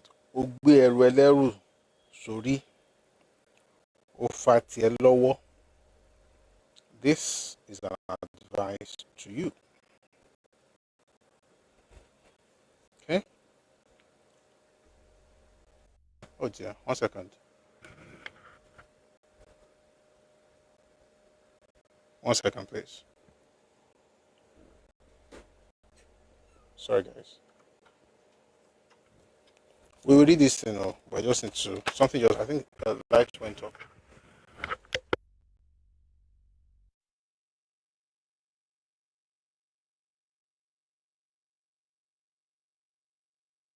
Please give me a second. I'm just going to sort something.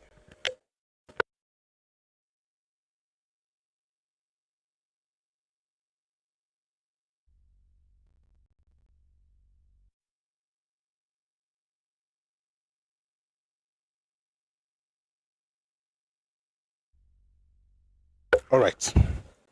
So let's quickly read something as quickly as we can. So this is Alexander Madiebo. His book is The Nigerian Revolution and the Biafran War. If you read Why We Struck by Adewale Ademega, he talked about him and his role in scuttling the revolutionary coup of January 15, 1966. And I say that every time, that the reason someone like Adewale Ademega would say that they scuttled the revolutionary coup is because he didn't realize that the original coup itself, was not revolutionary in any way. And they were just going according to plan. He was just the Yoruba guy who was so idealistic and thought he was going to change the world with people who had a totally different idea of how the world should work. The same thing goes for our brother, Victor Banjo. Idealism is not how the world works. Idealism helps to a certain point, but you also have to know the reality. So let's read from him what he says about Victor Banjo. After Victor Banjo died fighting their war, they killed him. It's not like he died. After he was killed under the orders of Ojukwu, this is what Alexander Madiebo wrote in the book, The Nigerian Revolution and the Biafran War. It is appropriate at this stage to mention briefly the Biafra militia, which had been developed with the outbreak of the war and was already playing an important role in the war effort. Due to acute shortage of weapons and lack of money for personal emoluments, the majority of Biafrans could not find their way into the army at the initial stage.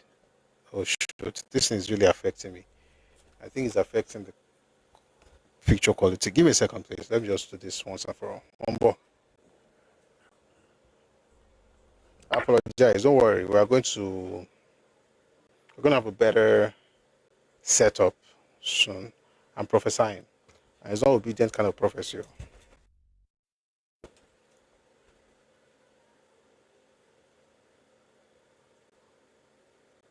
1 second, please.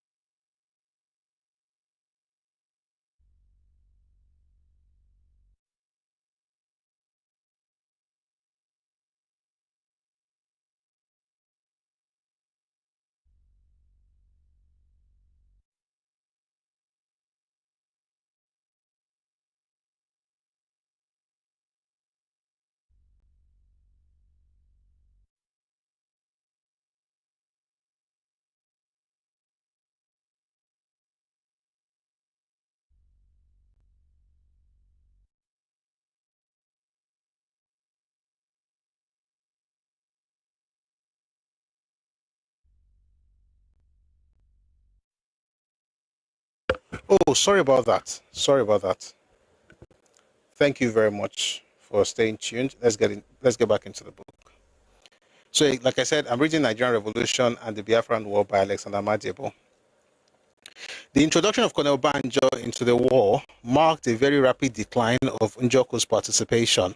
It also marked the beginning of disasters for the 51 Brigade in particular. All activities of the colonel were shrouded with unnecessary secrecy and mystery and invariably failed totally. This was true of the Midwestern Nigeria operation. When you see something like this from the person who took over from Ojukwu, what do you see? I mean, when you read something like this, what do you see? What you see, and this is not conjecture, what you see is a person in need of a scapegoat. And the available scapegoat happened to be Victor Banjo.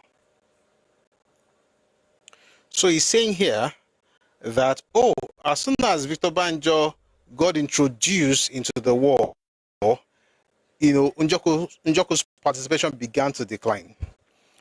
And then he said, oh, everything was doing was shrouded in secrecy and mystery. Here's the question.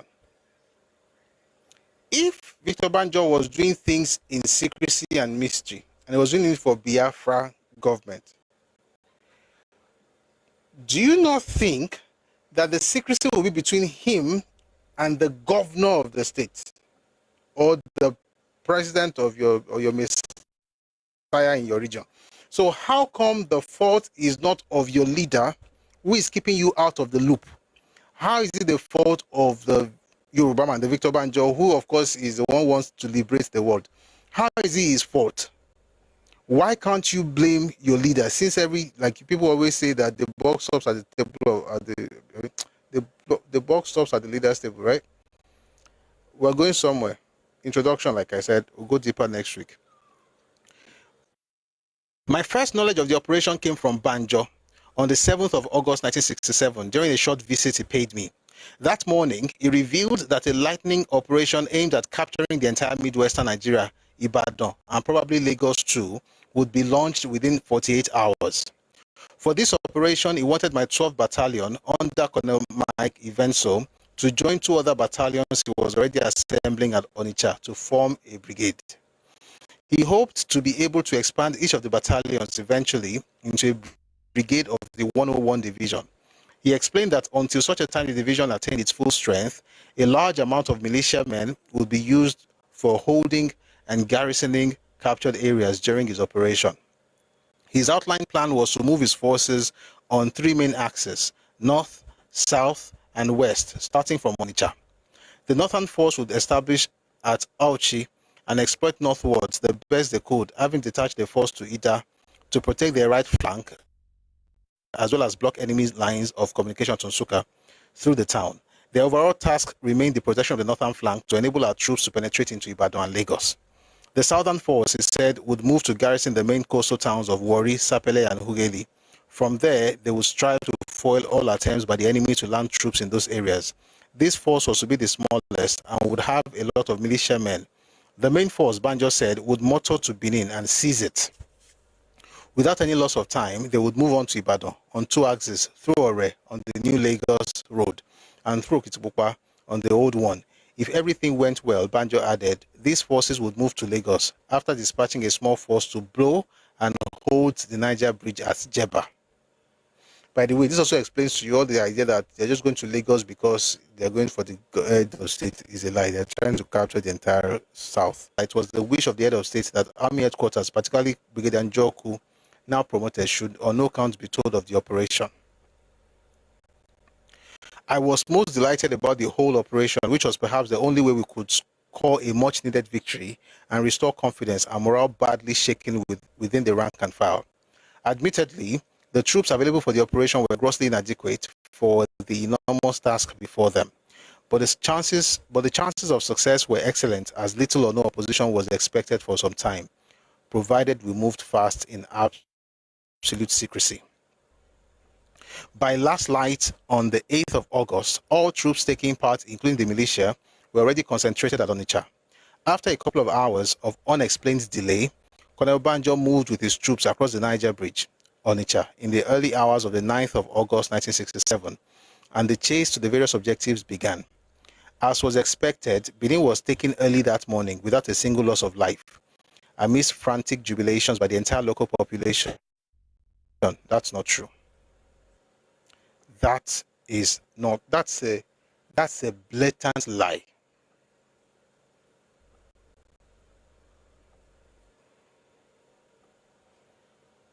But let's finish. I don't want to get into it now. It's a lie, by the way. Just know that it's a lie. The people did not celebrate anything. The people that celebrated were the Igbo people that opened the doors for them in Benin. You see that in the book I mentioned yesterday. The minority response to Biafra occupation of the Midwest by Uyilawa Oswanlele. We'll read that. More read this one first. It says here, for reasons best known to him, Banjo conveniently ignored the importance of speed as a principle of war and chose to remain in Benin to reorganize the troops that had not yet fired a shot. Much time was lost while the arguments raged between Benin and Enugu on who was going to be governor of the newly acquired region and the nature of the broadcast to be made. So, Umbo, let's read a few more things. Army headquarters in Enugu had not the foggiest idea of what was happening over there. He did not know about the operation until it started, and while the Benin power tussle was developing, Banjo refused to brief any liaison officers and representatives of Army headquarters. Very soon, Colonel Ojukwu began to be left out of the true picture by Banjo in the same way Brigadier Njoku had been all the time. As pressure mounted on Banjo to make a move, he finally did so belatedly on the 12th of August, having wasted 3 days during which he could have occupied the Ibadan without firing a shot.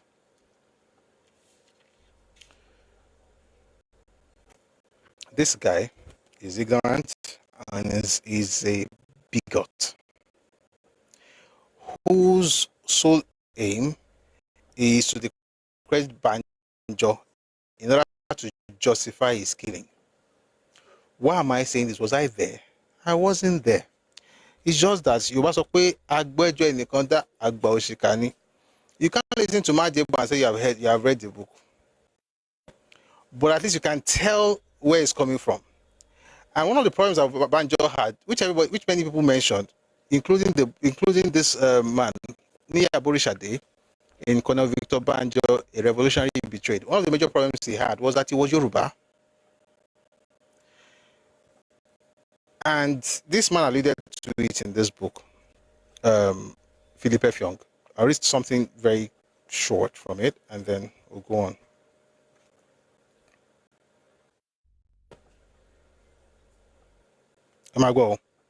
I have written, this is Philip F. Young, that is second in command to Ojukwu.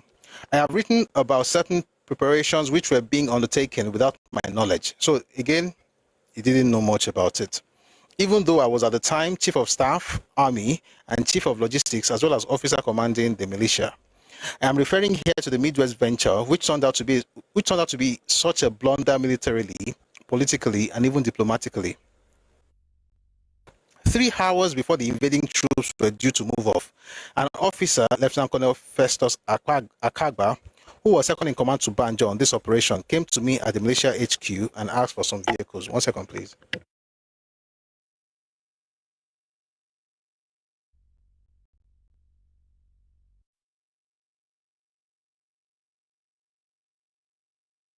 By the way, I'll tell you why I said the man was lying. There are two issues I have with the passage I read. The more I read, the more I'll be telling you lies. The lies he told. I'll be highlighting the lies he told. Not be me to tell lies, now me to tell you what's in the lie. Number one, he said something. I'm talking about Banjo now. I'm going to go back to F. Young in a bit. He said something about the fact that everything was done in secrecy, as though the fault was Banjo's.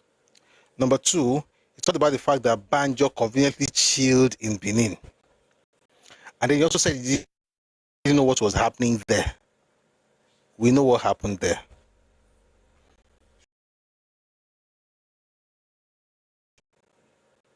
David Ejo was going to be killed by Ojukwu's men.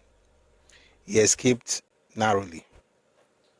Peter Banjo had to deal with people looting banks, looted the bank in Benin, started creating concentration camps. That was not part of the plan. He had to start dealing with that. Plus, the letter now came again about what he had to go and do in order to take over the place and put it under Biafra and Igbo people.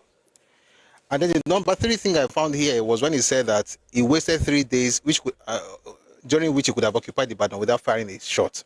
What Madibu clearly, whether he did not know or is leaving out intentionally, is that long before this, 2 months, about 2 months, let's just say 6 weeks before this invasion in the Midwest, Banjo has sent a letter to the Southwest. All of that we'll discuss next week, by the way. I just finished with the perfume for tonight. Not just a letter, he sent one, then he sent another one. So he sent one to Obasanjo, he sent another one to political leaders of the Western region. The content of the letter, what the leaders did with the letter, all those things we'll discuss next week. But let's read this one. So, Effiong says, I have written about certain preparations which were being undertaken without my knowledge, even though I was at the time Chief of Staff Army and Chief of Logistics as well as officer commanding the militia. I am referring here to the Midwest venture, which turned out to be such a blunder militarily, politically, and even diplomatically. 3 hours before the invading troops were due to move off, an officer, Lieutenant Colonel Festus Akagba, who was second in command to Banjo on this operation, came to me at the militia HQ and asked for some vehicles. He wanted about 10 vehicles immediately.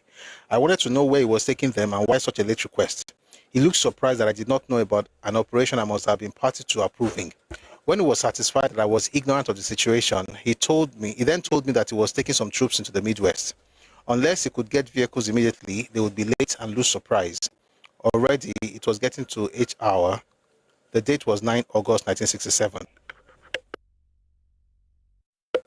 3 hours later, he got his vehicles and moved off. I went immediately to see the governor to ask if he knew about and authorized the movement of troops into the Midwest. Yes, he knew about it and authorized it. He was surprised when I told him of the last-minute request for vehicles. May I know why I was not informed about the operation, particularly because of the logistical requirement for such an operation? I asked. The governor knew that in effect I was asking him to confirm or otherwise deny my reliability as one of his top officers. He replied that he wanted to keep the whole thing as quiet as possible and then proceeded to brief me. Excuse me, please. We have retards coming in from time to time. One of them just came to spam, and I'm not going to remove you yet, Sharp, because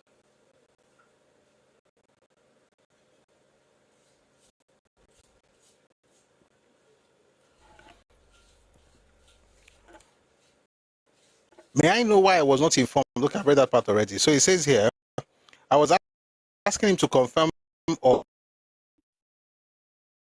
otherwise deny my reliability as one of his top officers. He replied that he wanted to keep the whole thing as quiet as possible. At least, Effiong is saying that Ojukwu, the leader, was the one who kept them in the dark. Madebo is saying that Victor Banjo was the one who shouted everything in secrecy and mystery. Talk about the inability of people to actually take responsibility. But let's read Effiong a bit more. The operation was being commanded by Brigadier Victor Banjo, a Yoruba man, with Lieutenant Colonel Festus Akagba, an Igbo man, as his second in command. This strategic consideration was to make a lightning move into Benin, consolidate, and then move on to threaten Lagos and the West. Some of the troops would peel off to Warri and the riverine areas, while some would attempt to cut off federal troops from their rear at Nsukka. By these moves, he hoped to halt the advances of federal troops on all fronts, but more especially to Enugu. The federal side will thus be forced to see the futility of the whole thing and go back to the conference table. He had wanted to surprise everyone on this move. Only few officers knew about it. I received all this with mixed feelings, considering other possible military implications, which the governor and his advisors had apparently overlooked. Now, I read those 2 things because of 2 things. Number one, one of the things you discover in Colonel Victor Banjo Revolutionary Betrayed, this one, is that they had a problem with having Victor Banjo lead because of his ethnicity. But you see, if you're a person who is very like, we're all one in Nigeria, you will not see it. However, in reality, now that thing will still cost you wala. Because when they're going to deal with him, one of the reasons they also went against him was because of his ethnicity.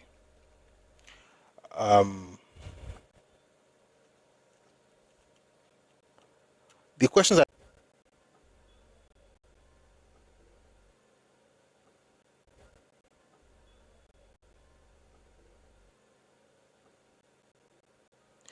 according to Alexander Madiebo in his book, The Nigerian Revolution and Biafra War, which you read earlier, Banjo stated in his defense that my stay in Biafra after having been released from prison has been due to my friendship with Colonel Ojukwu. I came to the war at a moment of temporary collapse of the Biafran fighting effort, when it became quite clear to me that the fighting effort of the Biafran army was not only being incompetently handled, but also being sabotaged. Since then, it has been my fortune to command the Biafran troops on their successful exploits. Now the writer goes on to say, Banjo's defense was contrary to lies that were being peddled in some quarters, that Ojukwu obtained Banjo's confession. There was no confession at all because there was nothing to confess about. Banjo was a victim of his successes. His position in Biafra as a Yoruba man. In fact, I numbered it in my own book. Number one, his position in Biafra as a Yoruba man, his unqualified success in taking Midwest without losing a single soldier. Number two, his disagreement with Ojukwu on the choice of governing the Midwest. Number three, his refusal to proceed to Lagos without adequate weapons. Number four, his refusal to break into the Central Bank of Benin. Number five, and his request for equal partnership. Number six, had marked him out for elimination already. Just gives you an idea. So when we get into the depth of it, you will explain how these things, what these things really mean. Is it just saying it, or are they rooted in facts? Hint, they are rooted in fact, right? And we'll discuss that. I think one of the reasons he didn't move very quickly was, number one, there was no weapons. You are telling him to go and conquer the western region. No weapons. He says you go and attack the bank. He did not attack bank. Although Ojukwu's boys eventually attacked the bank. There's another thing he did not write here. They were supposed to also kill David Ejo. But worse than every other thing, Banjo was also expecting to enter the western region the exact same way he entered the Midwest, with the connivance of people in that region. It was easy to get the support of the Midwestern Igbos, but Banjo could not get the support of Yoruba people, despite the fact that he was working through Wole Soyinka, who in his book talked about how himself got Jimmy Solanke to actually man a telephone in order to get response from Olusegun Obasanjo, whom he had met. And Olusegun Obasanjo talked about that episode and how he reported what happened to Gowon, right? And then you now see the other part where the letter that he sent to the politicians eventually got to Papa, and by the time Papa had the meeting in August with the council, with the leaders of thought in Ibadan, he now had to say, we don't want any of these people in the western region. No, even if the leader is one of us, as long as it's foreign, he's not coming to this land. So how exactly was Banjo supposed to enter Yoruba land when clearly he did not have the support he got in the Midwest? And he did not have the weapons to fight. By the time they decided, they could not face the firepower, although they tried. But here's the thing. You put your life on the line, you, in the name of idealism or whatever, decide to serve a people whose ideas of life are different from yours. And then you have to understand that even if you die in that service, they will still blame you, which is what Madiebo did in his book. He essentially piled everything on Victor Banjo, the Yoruba man who wanted the best for everybody. So if you're a Yoruba person, shine your eyes. And as elections come in the next few months, remember these stories. Don't go and be voting for people that don't have your best interest at heart. Does that mean you must vote for Tinubu? No, you don't have to. I want you to, but that's not the reason to vote for Tinubu. But it's a reason not to vote for certain people who are lying through their teeth. God give all of us understanding. We'll continue this on Monday. If you join us for the first time, we have these sessions every weekday, Mondays to Fridays, 4 p.m. if time West African time. So I want to thank everybody who has participated, who has liked the live, and was commented in the comment section across the different platforms on YouTube, on Facebook, on Instagram, as well as Twitter. Thank you very much for your engagement. Thank you very much for your engagement. And those who have given gifts, I really appreciate your generosity. Thank you so much. From the roses to the coins to the hearts to every single gift. Thank you very much. From time to time, we put account details. I'm not going to in a while. I also yesterday into it. So I'm doing it now. If you like to what we're doing, please feel free to use these details. Can take any amount of money. Okay, it helps to ensure that we can have this live session because it's not really showing like it used to. Okay, good. Excuse me.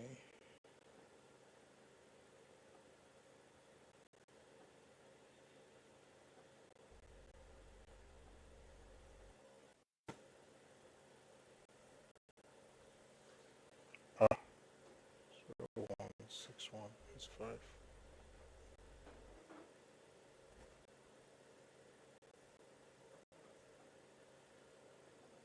Okay. So that's it. If you'd like to support, please use the bank details on your screen, and your support will be highly appreciated. All right. So thanks so much for being part of today's session. We're going to continue the conversation on Monday at 4 p.m. if it's time West African time. So please join us then. And some of those books, some of them are available on Redomi Books. Redomi Books are Telegram bookshop. So if you go on Telegram, look for Redomi Books, REDOMI Books, you will find some of those books. There are some that are out of print, but the ones that are in print, I think they're there. All right. Thank you so much for being here. Before we go, we're going to listen to our anthems, the Nigerian anthem and the Yoruba anthem, and then we will call it a day. All right. Meanwhile, it shouldn't be like we are rushing. Does anybody have any questions or something you want to talk about in the next 5 minutes before I play the anthem?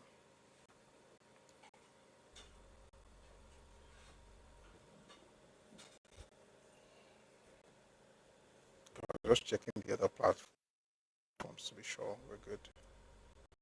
And I think we are. Hello? Okay. Please, can you hear me? Because, okay, I think we're good. We're good. Thank you. So let's have the anthems and then we'll call it a day. All right? Do have a beautiful weekend, but before you go, let's listen to the Nigerian. I feel there's something I feel in a way that people want me to continue, but let's just stop for today. I promise we'll continue next week. Thank you, sirs and mass. Here's Nigerian anthem.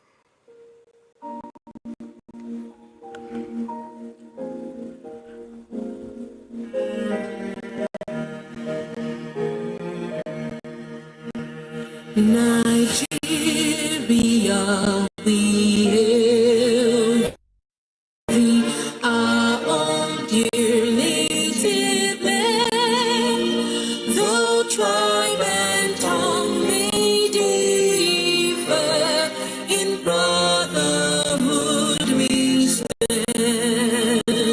Nigeria, our sovereign motherland.